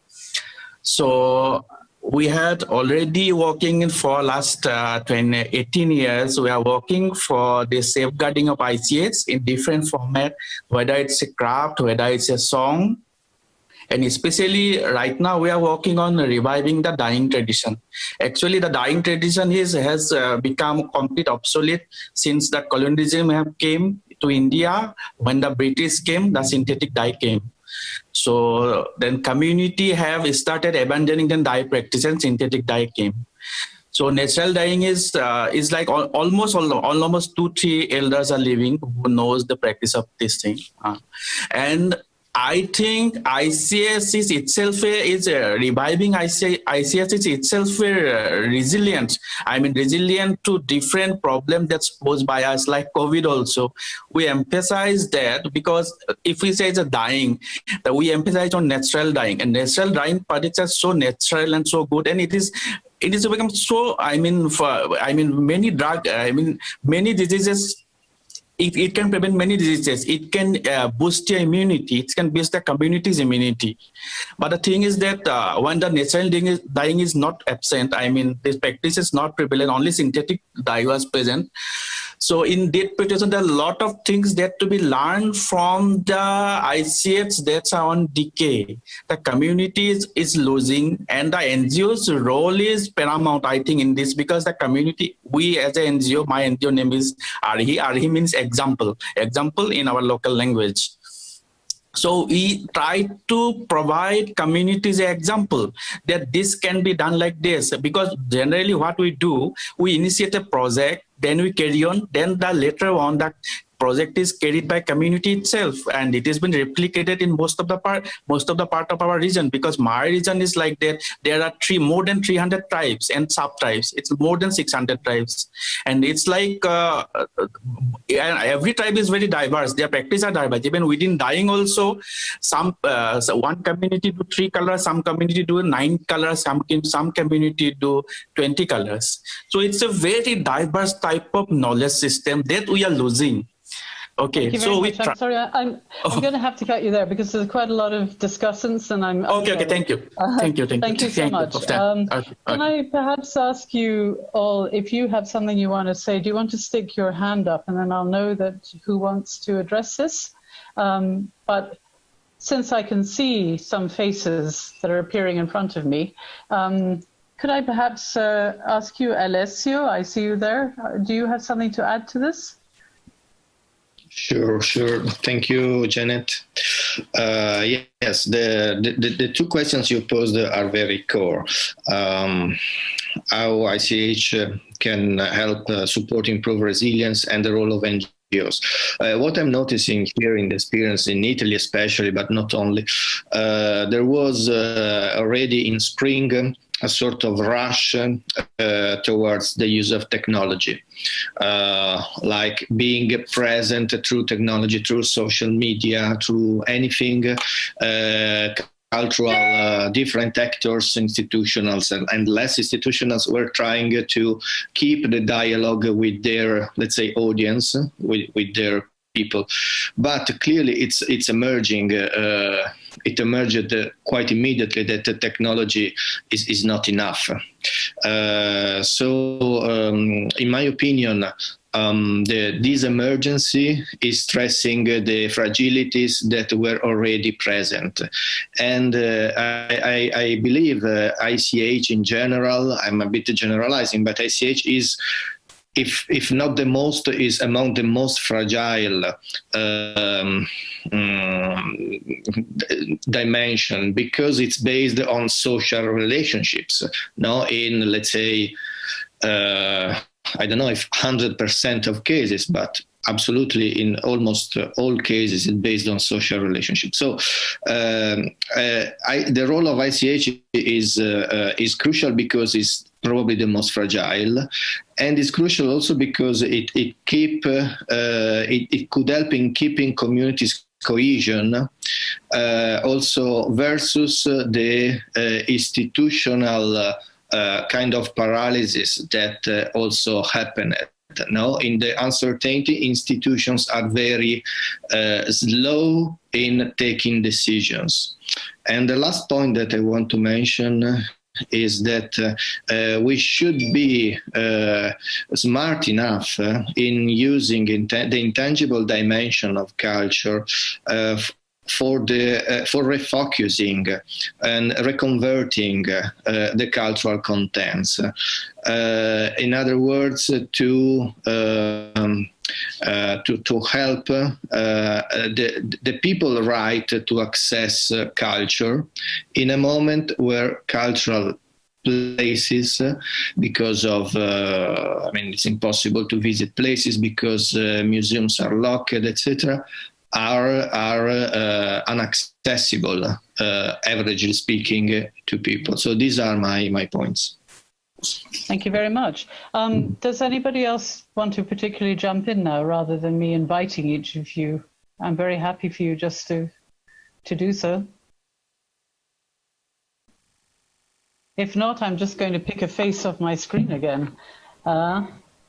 Okay. It seems to me that the last point that was mentioned is one that maybe for, is it Nick Pozek? Yes. Hi. Yes. Hi, that's you. It might maybe speak to what you do, this issue about access to culture. Yeah, and I love that I was the cold call, or the first cold call of the evening. You want to I mean, what I would actually sort of circle back to another point about the fragility of culture, and that's that intangible cultural heritage is also, as much as it's fragile, as much as something that we need to protect, it's also something we can learn quite a lot from about resilience. And it's this thing that we can leverage in learning how to persist and survive and engage and find meaning in a world that is turbulent, and that we are in a place in which we are not going to recover or reset, but are instead going to reimagine our future. And that future is going to have intangible cultural heritage as a part of it. And so understanding the scope of that continuity, what that arc of time is going to look like, is the prerogative of the field. And to really not imagine just encasing intangible cultural heritage and trying to shelter it and keep it safe, but to really, really, really draw on the practices that have brought warmth and humanity. That's going to be our sustenance. Thank you very much. That's because that really speaks to the final point that I mentioned earlier. You know, how are we going to, use this knowledge for, as you say, reimagining our future? It's clearly that our present is broken in a lot of ways, and what is the role of ICH in responding to that? I realize, to my shame, that so far all of the people I've invited to speak have been men. So I shall pull from my list. I've been seeing, I'm not sure if I'm pronouncing you correctly, Misa? Yes. Yeah? Yeah, is that correct? Hi, do you want to pitch in here? With, yes. Your thoughts? Yeah, please. Yes, thank you. I would just like to add on to what has already been discussed here. So we have been working in the Kalasha valleys, and they're like a very small number, just 3,800 left in the world, and they're the smallest indigenous community of our country. So we realize that ICH is very, very important for their survival, and that's exactly what we've been working, trying to safeguard their intangible and tangible heritage since 2015. But recent, events have proved to be really difficult in a way that those people do not have, of course, the world is shifting to a digital form now, but, those people do not have stable internet connections. And so things are becoming disconnected for them, and it's becoming quite difficult. On the other hand, we realize that this is also an opportunity that those people got. So, the youth was actually not very interested in. So there's a lot of intergenerational transfer of knowledge of their practices, their, systems. And that's something that was, to a very bare minimum now. The youth wasn't interested, didn't have enough time. However, with, how the schools have been shut down and they don't have anything else to do, we realize this is one way how, the elders are taking advantage of this time and trying to transfer their, ICH and their practices to the youth. So this was, a good thing that we realized.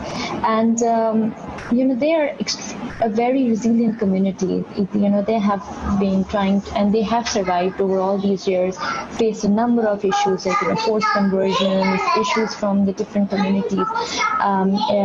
But because they've survived and because they've been working on all this time, so it seems that yes, it's going towards something positive also.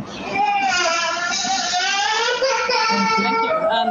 Well, you were talking about young people making their presence felt, which is lovely. Okay. I also am interested, as I mentioned before. I see that Joseph has raised a hand. Apparently, Joseph. Yes, I have. Yeah, hi. This is with reference to your sort of initial question on the role of NGOs in building resilience.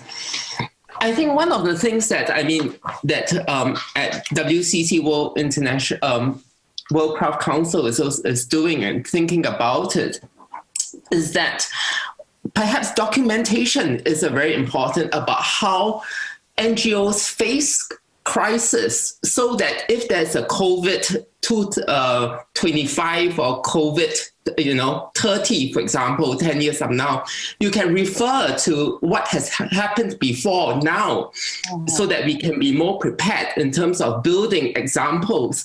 And I think we need to, pandemic is only one form of global crisis. There's the financial crisis, the global financial crisis of 2007 and 2008. There was the Asian financial crisis in the late 1990s, the SARS, in East Asia in 2003. Now, these are all crises. So the question is, for me, what did NGOs do in the face of those crises before, so that if there is another financial crisis or there's another pandemic or another earthquake or whatever, we don't have to reinvent the wheel, but actually there's a whole a resource of knowledge that we can draw upon to use. So I think the documentation and the learning process is really important. And the role for this, I think, is where NGOs can really play a part, to document practices so that, we can draw on resources and experience to face future crises. Thank you. So if I hear you have a very concrete proposal that may be something worth the NGO Forum taking on board, considering how this could be done, even starting with ourselves as a primary resource for this. And I think also we should perhaps be even more ambitious, which is, sure, resilience in the face of crisis, which is also what I said at the beginning.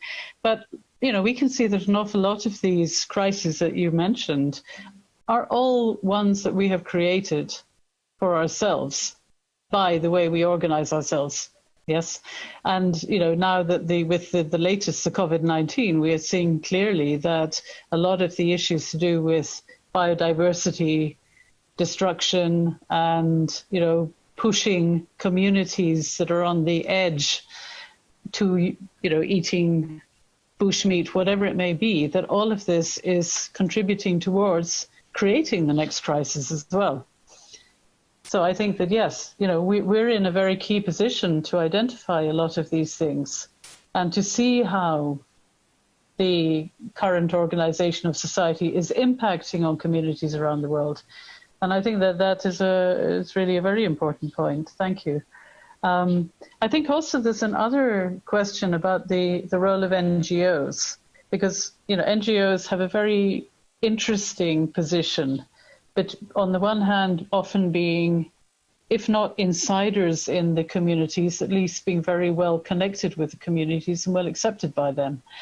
But at the same time, in some countries, having access, let's say, to governmental bodies as well. So I think one question here is, how far do you think, as NGOs, we can leverage that position that we have to influence also how governments look at the question of both safeguarding ICH and more broadly these other implications that we have spoken about, but particularly with regard to how ICH can be, as we said, leveraged to respond to a number of social challenges, social, economic, cultural, environmental, the whole bundle. Does anybody want to come in on that?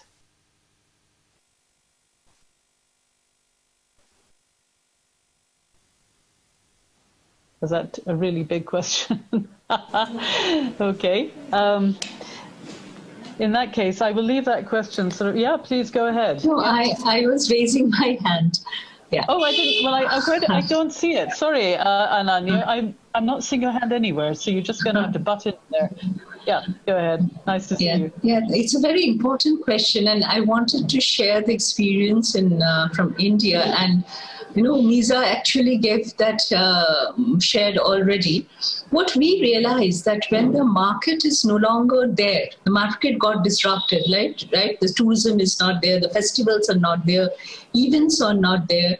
So one role where NGOs, we call ourselves like the cultural brokers and facilitators, what we can do is keep the communities engaged in their ICH.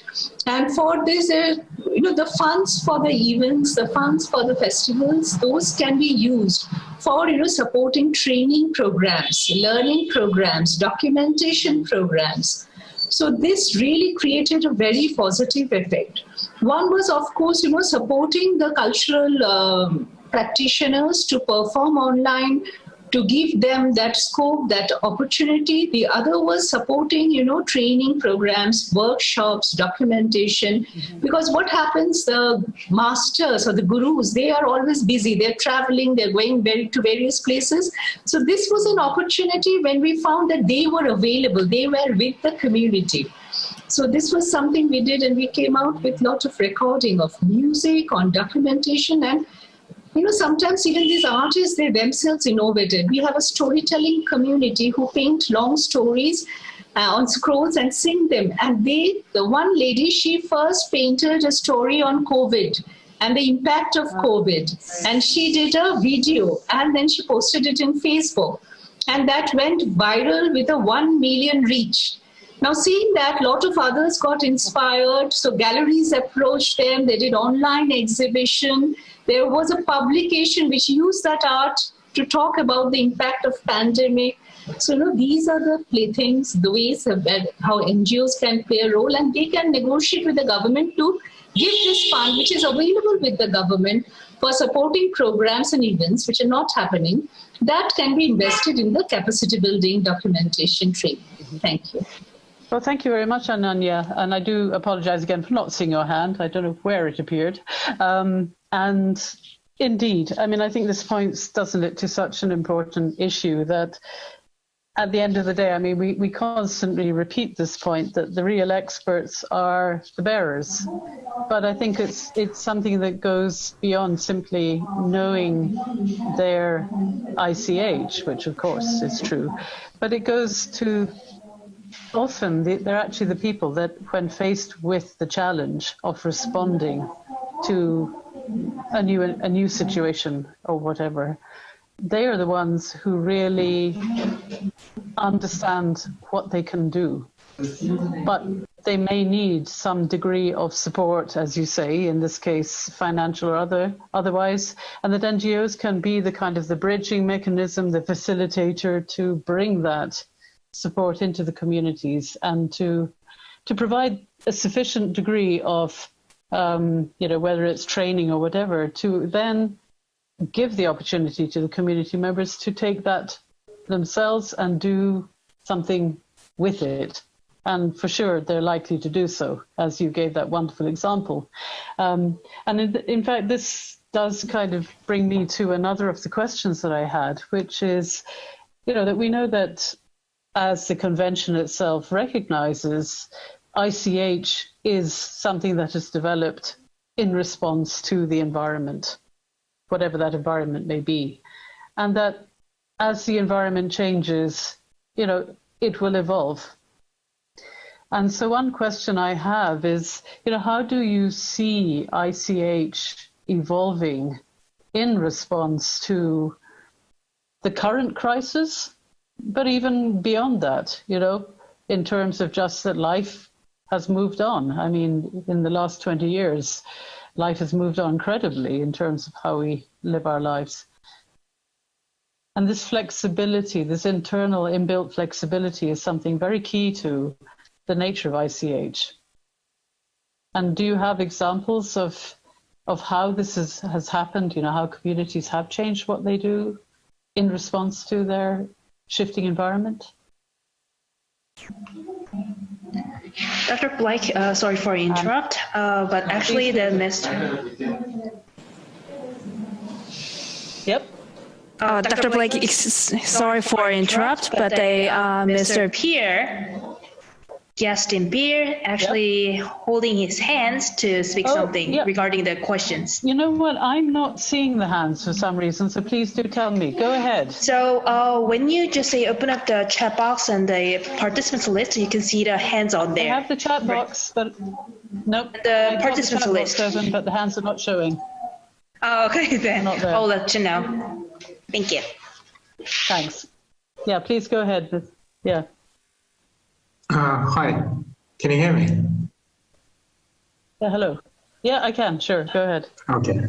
So yeah, I just wanted to say something because I haven't been able to attend yesterday, but Misa and I have both been working with the Kalash people over the past almost 5 years now. And this is a problem that we've had to face being an NGO working with the Kalash community. And honestly speaking, there's been a lot of mistrust towards NGOs as well. And I remember before going to the Kalash rallies, one of the articles that I read, it started off with a community member who was the first community member from the community who spoke English, and he could also write English. And he wrote this article, and the first 3 lines of that article were, "No more NGOs." So the trouble was that there were some traditional mechanisms within that community which allowed them to sort of come together and solve their own problems. With external funding coming in, what resulted in was, let's say, an issue that used to be solved communally by, let's say, 200 people in a community, albeit 4,000 members. What started happening was that some of the more literate people and some of the more, let's say, the kind of community members who could interact with outsiders, because the Kalash had always some few members of the community who'd always interacted with linguists and anthropologists and these sorts of people from the late 19th century onwards. So they know people like us, they know how exoticized they are, they know people like to take their photographs and so on and so forth. But some of the issues that I feel that the NGO sector has not dealt with well have been pretty much understanding intercommunal structures that exist, and they've also unknowingly disrupted some of those things. But there have been well-meaning initiatives, and some of the other things, and I don't know how possible this is, but with a number of indigenous communities, I suppose, across the world, one of the problems, I won't say a problem, but the NGO sector in Pakistan has generally tended to develop parallel to, let's say, political movements. And they've tended to sway away from, let's say, political problems that these communities have. And I think culture has generally been a safe space to play. And some of the problems, particularly for the Kailash community, have been political problems. So it's a very complex sort of an issue that where the NGO sector actually lies when addressing problems.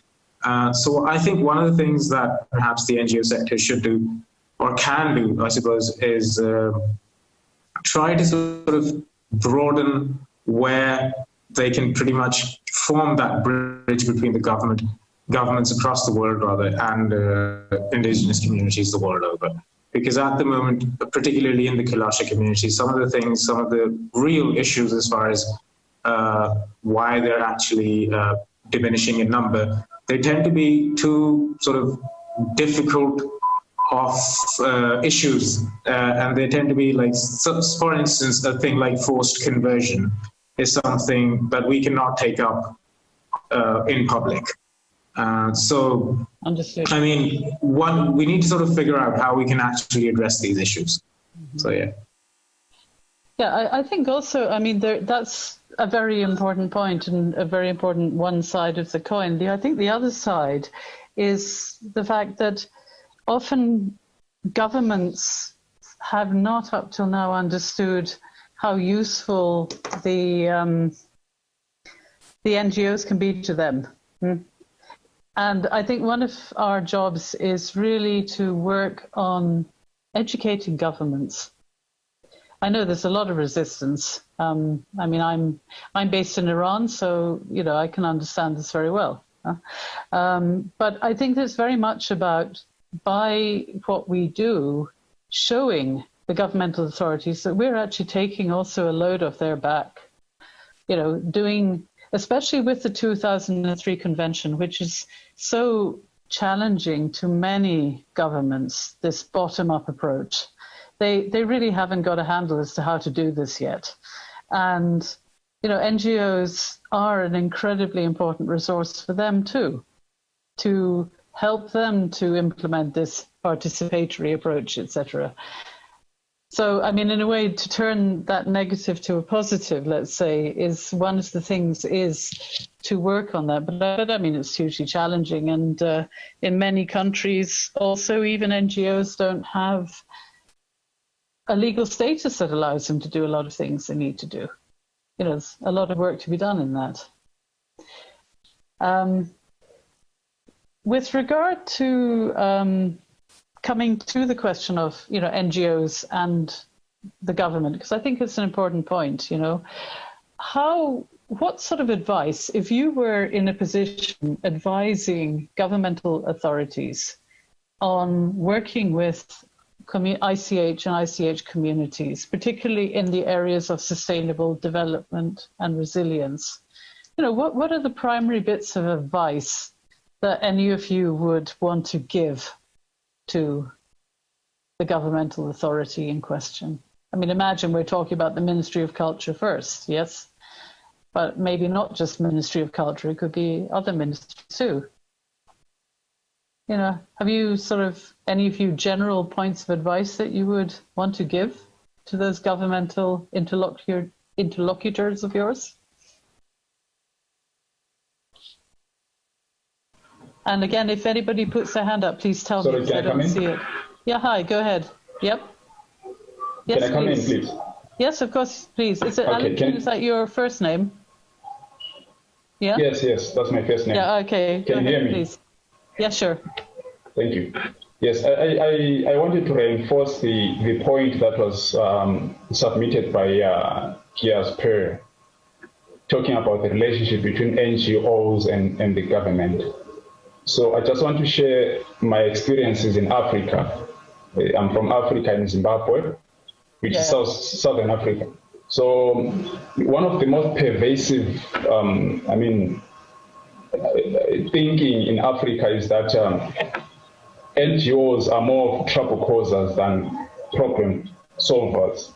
There's been an interpretation by the majority of governments that NGOs, they are trouble causers. I don't know where this kind of thinking is coming from the governments in Africa, but most of them, they will tell you that they do not have faith in these NGOs. I don't know whether it's on the part of maybe the NGOs are exposing the evils of the governments, or it's on our part as NGOs that we sometimes push some of the political agendas for certain reasons that I don't even know. But there's a very big rift between the NGOs in Africa and the governments. One of the lecturers once mentioned that NGOs are uneasy bedfellows, trying to explain that there's no coexistence between the government and the NGOs. So the implementation of certain projects, whether it's ICH or issues of advocacy or issues of good governance or issues of elections or anything that is related to sustainable development, it has been seen to be something which is not untenable because of the relationship which is not good between the government and the NGOs. So it is very difficult for the NGOs in Africa to push the ideas of rewiring the social fabric or cultural healing in the communities, or even fostering some symbolic reparations. So it's very difficult for us. So there is need for some assistance or for some mediation from outsiders to try and create that relationship and rebuild or to revitalize that relationship between the NGOs and the government, so that the government may see that, no, we are not the enemy here, but we have a common enemy, which is the crisis, which are pandemics, which are outbreaks, which are invasions, which is hunger, which is poverty, that we together, the government and the NGOs, can sit down together and come up with solutions so that we work together and work with the communities, whether we are doing community inventorying or whether we are working together in documenting or working together in coming up with projects that are supporting the girl child or its education system. There is need for a mediation from outside to bridge the gap. Can I just stop you there and ask you a question? When you say mediation from outside, what is this outside you're talking about? I mean, where are you talking about here? I deliberately say this because there is no trust between the NGOs. For example, in Zimbabwe, there is no trust between the NGOs inside the country and the government. So I'm talking about maybe, for example, we have our neighbors, we have Botswana, we have South Africa, we have Zambia, we have Mozambique. Maybe there is a need for guys from South Africa to come in and sit us down so that they tell us that, no, you guys, these are not the enemies, but we have a common enemy, which is the crisis. So let's sit down, these guys, and come up with some memorandum of understanding, I don't know, or whether we come up with the projects where we'll be working together with the government, because we do not work against the government, but we want to work with the government for the people, because, yes, so that's the reason why I continue saying, yes.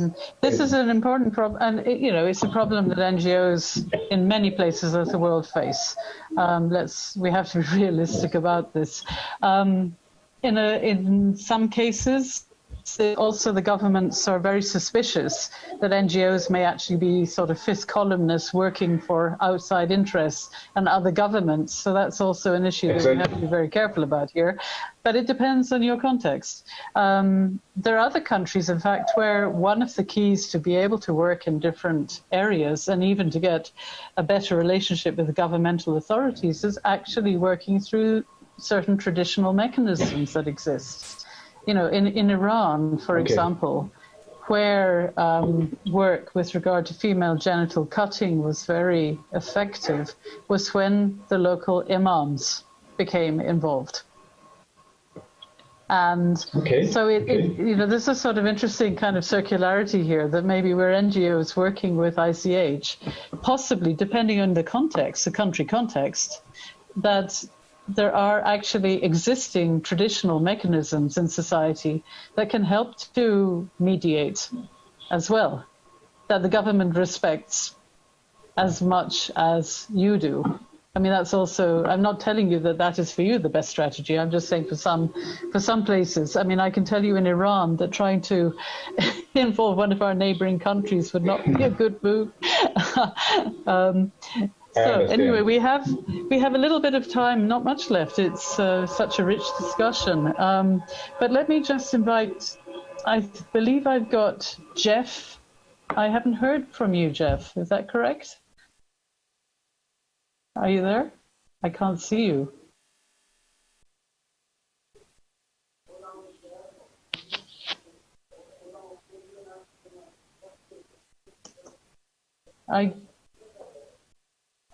If not, also Julio. Is Julio with us? No? Hi, Miguel. Yeah, okay, Miguel, go ahead. I've got you in gallery and I can see you now. Okay. Please pitch in whatever you like to about any of the topics we've discussed.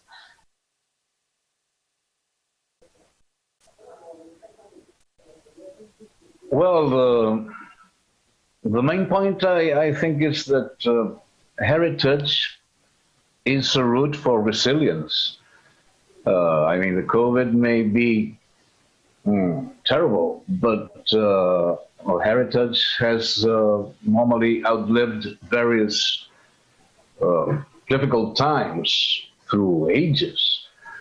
So, I mean, the main point is how the heritage, in fact, is a factor for resilience. It's very harmed because of this pandemic, because, as Alessio said before, usually the social gathering is part of how we express heritage values. But that fact that the social gathering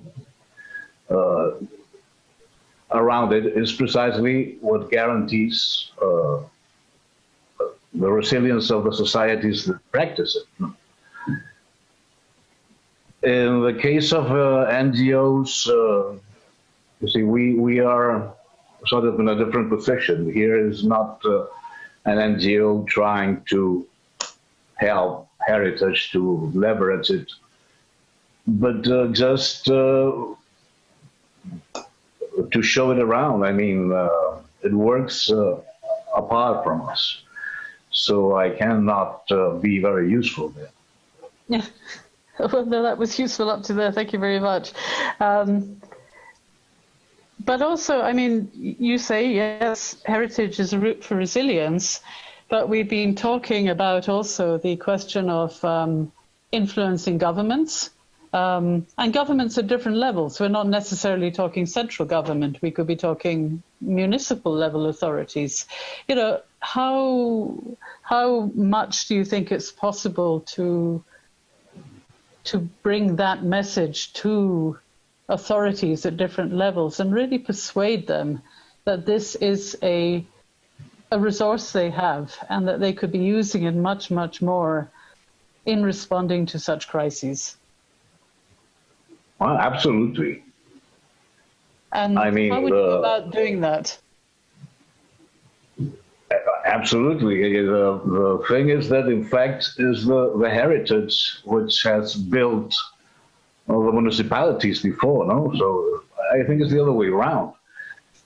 See, heritage is previous to municipal authorities. Okay, sure. But now I'm saying that now it's there in front of them as a kind of resource that they could harness to have a better impact, to have a more perhaps long-lasting impact of their policies if only they would take it into account. How well do you think they can be persuaded of that? Well, in our case, we have a very good relation with the municipality because we are in fact joined by the municipality. The municipality is part of our intercity intangible cultural network. So it's really a club of municipalities that share their own heritage. Huh? I think the form to act is this type of meetings, just to expand and make known our own heritage. Indeed. Thank you very much. And is there anybody else that we have with us who wants to add something that you know, for example, I see, well, Meg, I see you're there. Do you have anything to add? I'm sure you've got lots to say. I don't hear you. No. Or also Matti. Is it Matti there? Yeah? Hi. Do you want to say anything? Yes. Thank you for this very interesting points and ideas. Actually, many things I could be commenting, but maybe just some key things that kind of came up to my mind. I think this pandemic situation is very important for the ICH NGO communities and for the NGOs. It's an possibility to show that ICH, it actually creates stability and resilience, and I think all the governmental and bodies would like to have that happen in their countries, and this is something we have to work with. And of course, everything we have discussed here is kind of saying the same thing, but I'd like to point out, Joseph said in her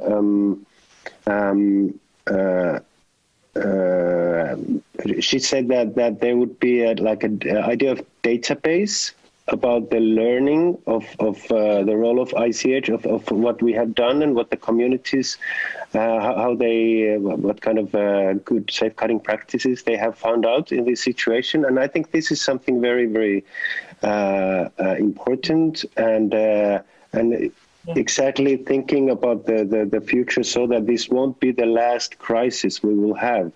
This probably won't be the last international, like a global crisis that we will have. So it's very essential that we gather the data, the knowledge we have, and then we have a means to distribute it.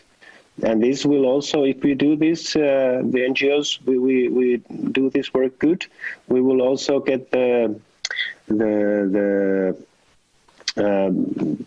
communities and the governments will understand our work better, and I think it's a very long process, but this is something we have to do.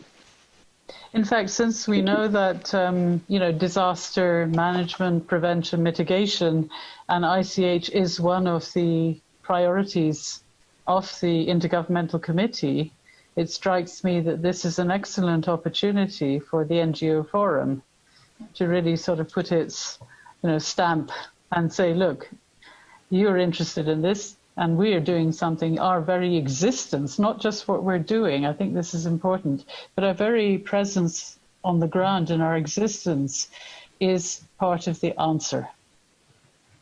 And I think that, I agree with you, and I thank Joseph for that proposal. That is something that the NGO Forum, in a kind of formal sense, may well want to, I don't hear you, to take up, and consider doing something very specific about this.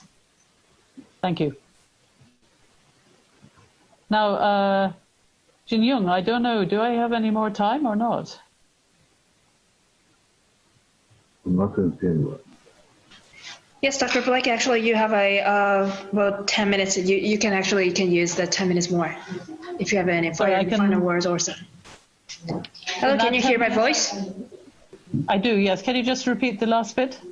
Okay, so you actually have about 10 minutes. Also, you can actually use the 10 minutes more. So if you have any final words, you can actually do that.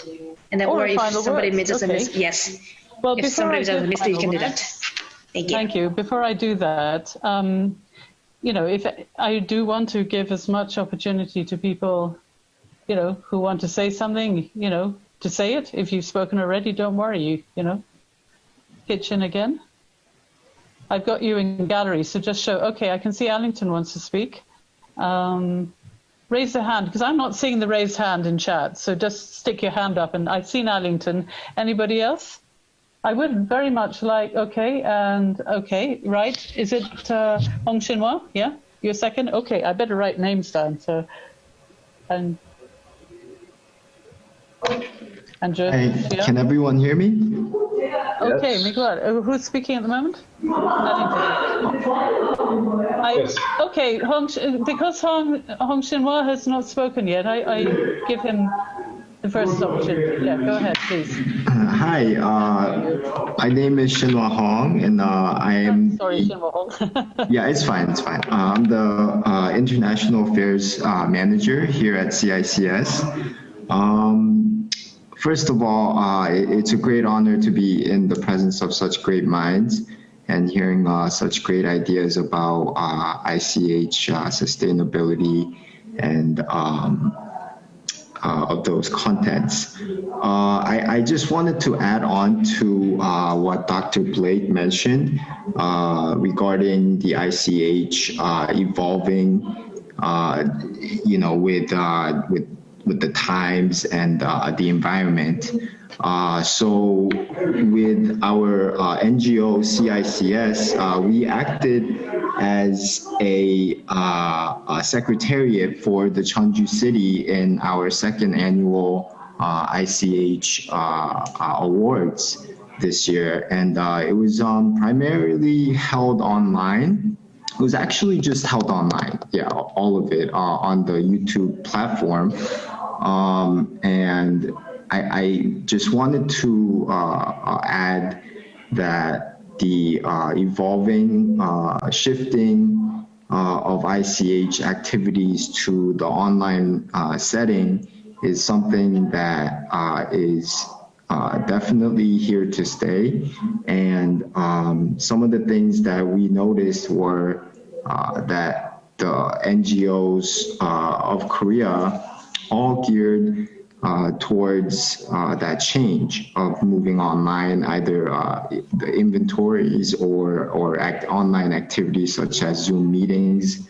And I think one of the biggest problems that we faced were that the ICH bearers and practitioners, oftentimes they're older people and they were not able to fully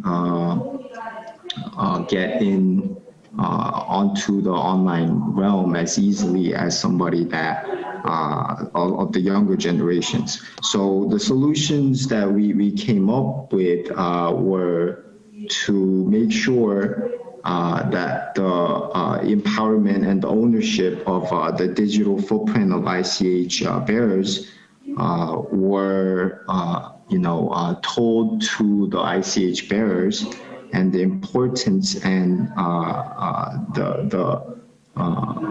the ownership of their thoughts and their data and things like that would need to be into the online realm.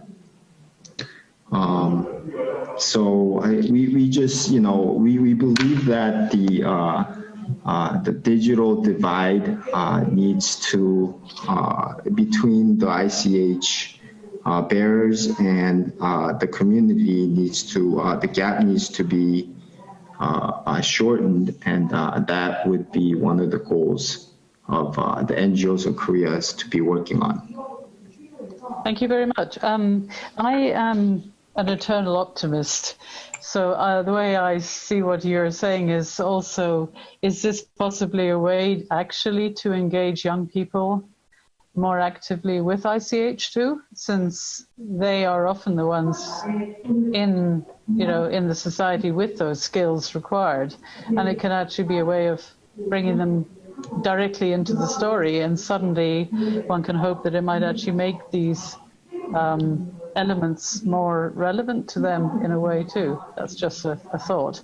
But I think also that doing things online, although it has serious challenges, it also has a potential to democratize as well and to open up the process. And I think that's also an aspect of it that is very important. We should consider how, as NGOs, therefore, we can support bearer communities to do more stuff online, as you say, while feeling that their interests are protected, and giving them the, putting them in the driving seat, as it were. Now, I remember that, Allington, you wanted to speak? Yes, I wanted to add something. Thanks. Okay. Can you hear me? Can you hear me? Yep. Thank you. No, right. Speaking of ICH and resilience, I just wanted to be brief and say this in passing. I think one of the most important things about intangible cultural heritage is that it speaks volume to the issue of coexistence. I mean, long-lasting or long-living traditions that bring people together, and we're talking about solidarity. And that oneness, that togetherness, that unity is the one that can make the people around the globe to be able to cope with changes in the world and how to come up with creative interventions to combat or fight pandemics or crises that we may face. And to respond to the issue of NGOs and the government at municipal level, I think it's very important for NGOs to complement the work that is done by the government or the municipal bodies. Whether they are doing an outreach program, we can just maybe come in and help them and work with them because NGOs are in a better position to mobilize the community and be a voice with and for the community. So I think it's very much important for NGOs to work with the municipal bodies or the government to help the communities to come up with these interventions that can help them heal as a people. So speaking of ICH, it's very much important to notice and to understand that we cannot do anything, we cannot achieve anything if we have different, if we don't agree or if we speak with different voices, but there is a need for one voice. That doesn't mean that people are not different. We come from different backgrounds, but we can be united in our diversity. And that is very important. If we put that into consideration and into play, then we can fight anything or any pandemic or any outbreak or any crisis that comes in front of us. Thank you. Thank you very much. I think that's your outtake from the meeting, that one there. Yes. Yes. Joseph, you wanted to have a word as well, is that right? No, just a very short interjection with regards to what Matti has said. I think in terms of documentation, anecdotal stories are important to give it life, all right? I mean, but then more importantly, I think you really need data and statistics to back up your anecdotal stories. And I find that this is most important because especially in terms of talking to government from the side of NGOs, because, you know, they hear stories all the time. But then what you really need is actually statistics, hard statistics and facts and data to bring up to the government. Now, I think this is when, you know, it becomes evidence-based. And therefore, when you talk with credibility and not just making noise and irritating with just endless stories that they have. And this is what we found in Bhutan, that whenever we want to talk to the government, we have got to come up with facts and data, and therefore homework is very important. So in relation to this documentation of the pandemic and reactions and responses to this pandemic, it will be good to have some data to back up, you know, evidence and your stories, both successful and non-successful, so that we know where we stand and we can take it forward. So this is my 2 cents worth. Thank you.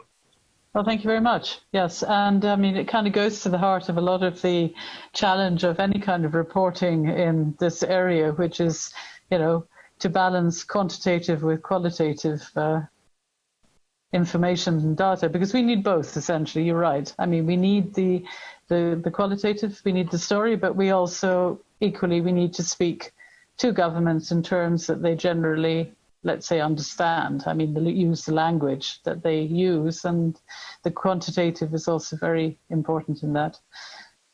I think that's probably the 10 minutes that you gave us used up. Do you want to kind of wrap up now? Oh, actually, Dr. Blake, I see the hands from the Miss Rimshak. Okay, and also Meg too. I mean, so let's go in that order then. Yes. So the first was.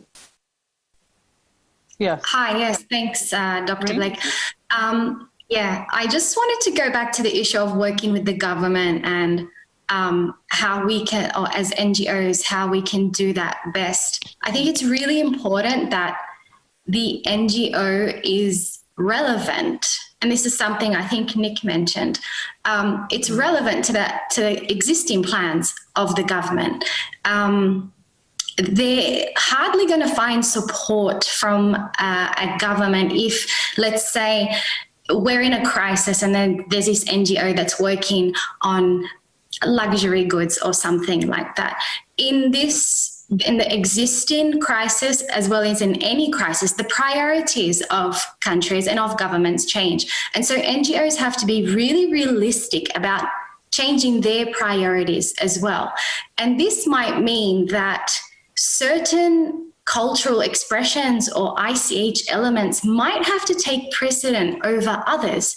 So, for example, if we're in this global economic crisis caused by COVID or caused by wars, such as, okay, I'm in Syria right now. So, I mean, being in a crisis isn't new to us. There are economic interests that not just the government has, but that communities have. So I am more likely to get support from my government working on an ICH element that does have an economic aspect. I mean, not for the government, for the community itself, rather than working on ICH that only perhaps targets the values of participation and equality and hope, because unfortunately these things do get pushed back and they do have to take a second seat behind things or ICH elements or culture in general. It's so easy for culture to be a secondary or a luxury when you're at war or you're in a crisis. So the trick here is for NGOs to be able to adapt to this crisis, to an emergency situation, and say, yes, it's true, I am working in culture, but the benefit of working in culture can be so much more than just being a luxury or a privilege for people. It does carry economic benefits that can help pull the nation or the community out of this current crisis. So it's about being constantly adapting and being relevant and being able to show just the different facets of what we're doing.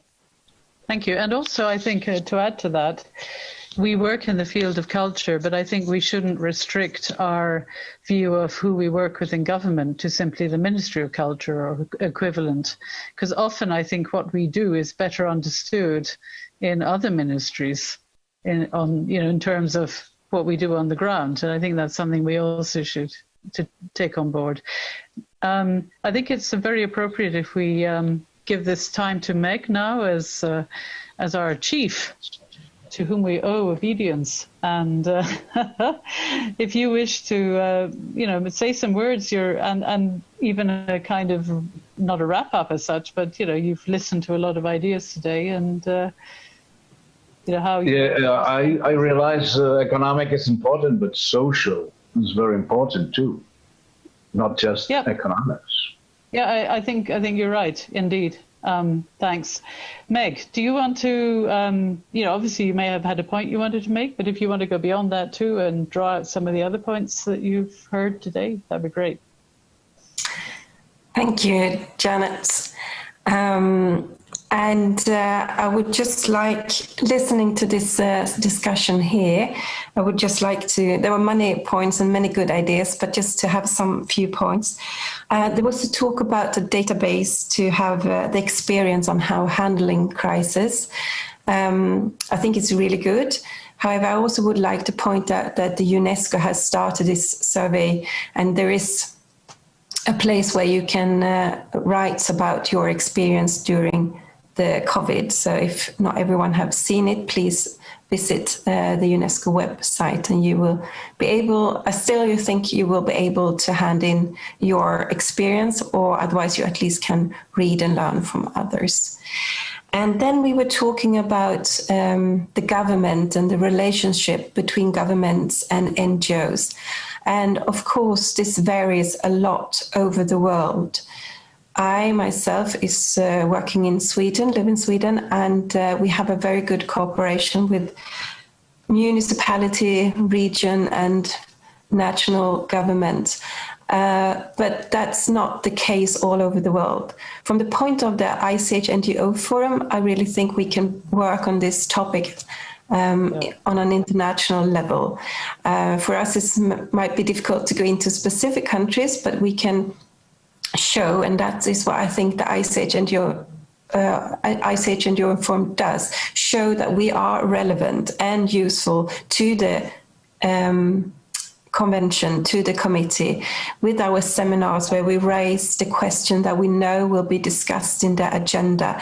And we are trying also now to find new ways of being advisors, how we can advise the committee. So this is an ongoing process and a work that we are doing in the forum to prove our usefulness and how we can help and be relevant. And as you said, Jenna, take the burden off the government. So I also would like to agree to what my colleague in the forum, Reem, just said, that we need to be relevant and show how we can help societies in all ways. So yeah, that's my remarks on this discussion. Thank you all for participating. It's really good listening to you. Thank you. Well, thank you very much, Meg. And indeed, I also wanted to suggest myself that the NGO forum's, position with regard to the committee is a key one for, a bit of persuasion and education of the governments of the states parties, to show that the NGOs around the world are actually a positive resource for them, and that our aim is not to sort of act as fifth columnists and bring down the regime, which seems to be what some of the governments feel that we're up to. Yeah. But I mean, we have to recognize at the same time that, as I said, the whole paradigm that is established by the 2003 convention is very challenging to many governments. It's asking them to do things in the heritage field they've never had to do before. And the primary one is to listen to bearer communities. And,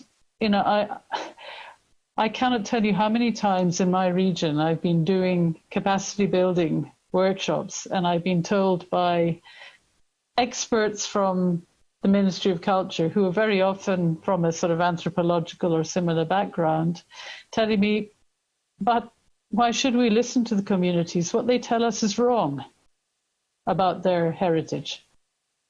So, we have to understand that there is a deep challenge going on, here with regard to the whole participation idea, and that NGOs are often perceived as some of the ones at the forefront of making that challenge.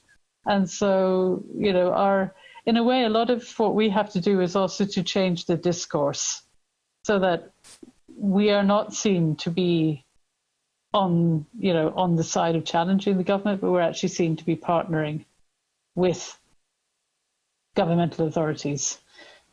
And that language becomes a language in which we speak with each other. But it's not an easy message to get across in some places. We know that. So I think we've covered quite a lot of ground today, and some really interesting and important points have been raised.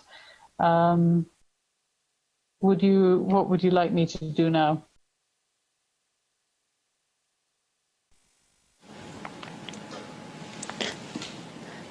Dr. Blake, I think you just summarized all the points what we discussed during the plenary discussion. Yep. And then we did also the final word. We got the final word from the presenters. So it seems like I don't have to open up the floor to the presenters. Am I clear? I think everybody has had a chance to speak and say their piece. Yes. Okay, so I'll just close the plenary discussion and then saying last words for the this conference.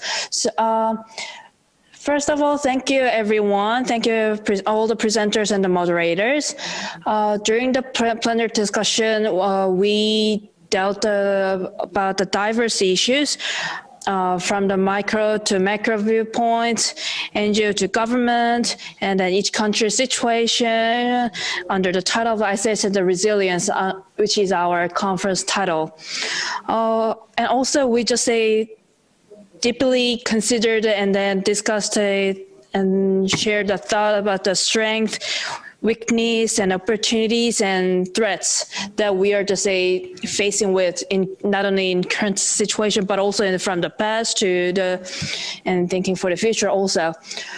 So it was a very helpful, and then we just learned a lot, I hope, and the presenters also got the good implication for all of you. So before closing, I just want to having a group photo via online here. So please, I think everyone is on the camera, but if there is if someone is missing to turn on the camera, then please come join in right now. Hold on, checking in. And then I think the iPhone is Kai Kong Choi, Mr. Kai Kong Choi. Thank you for joining. And then,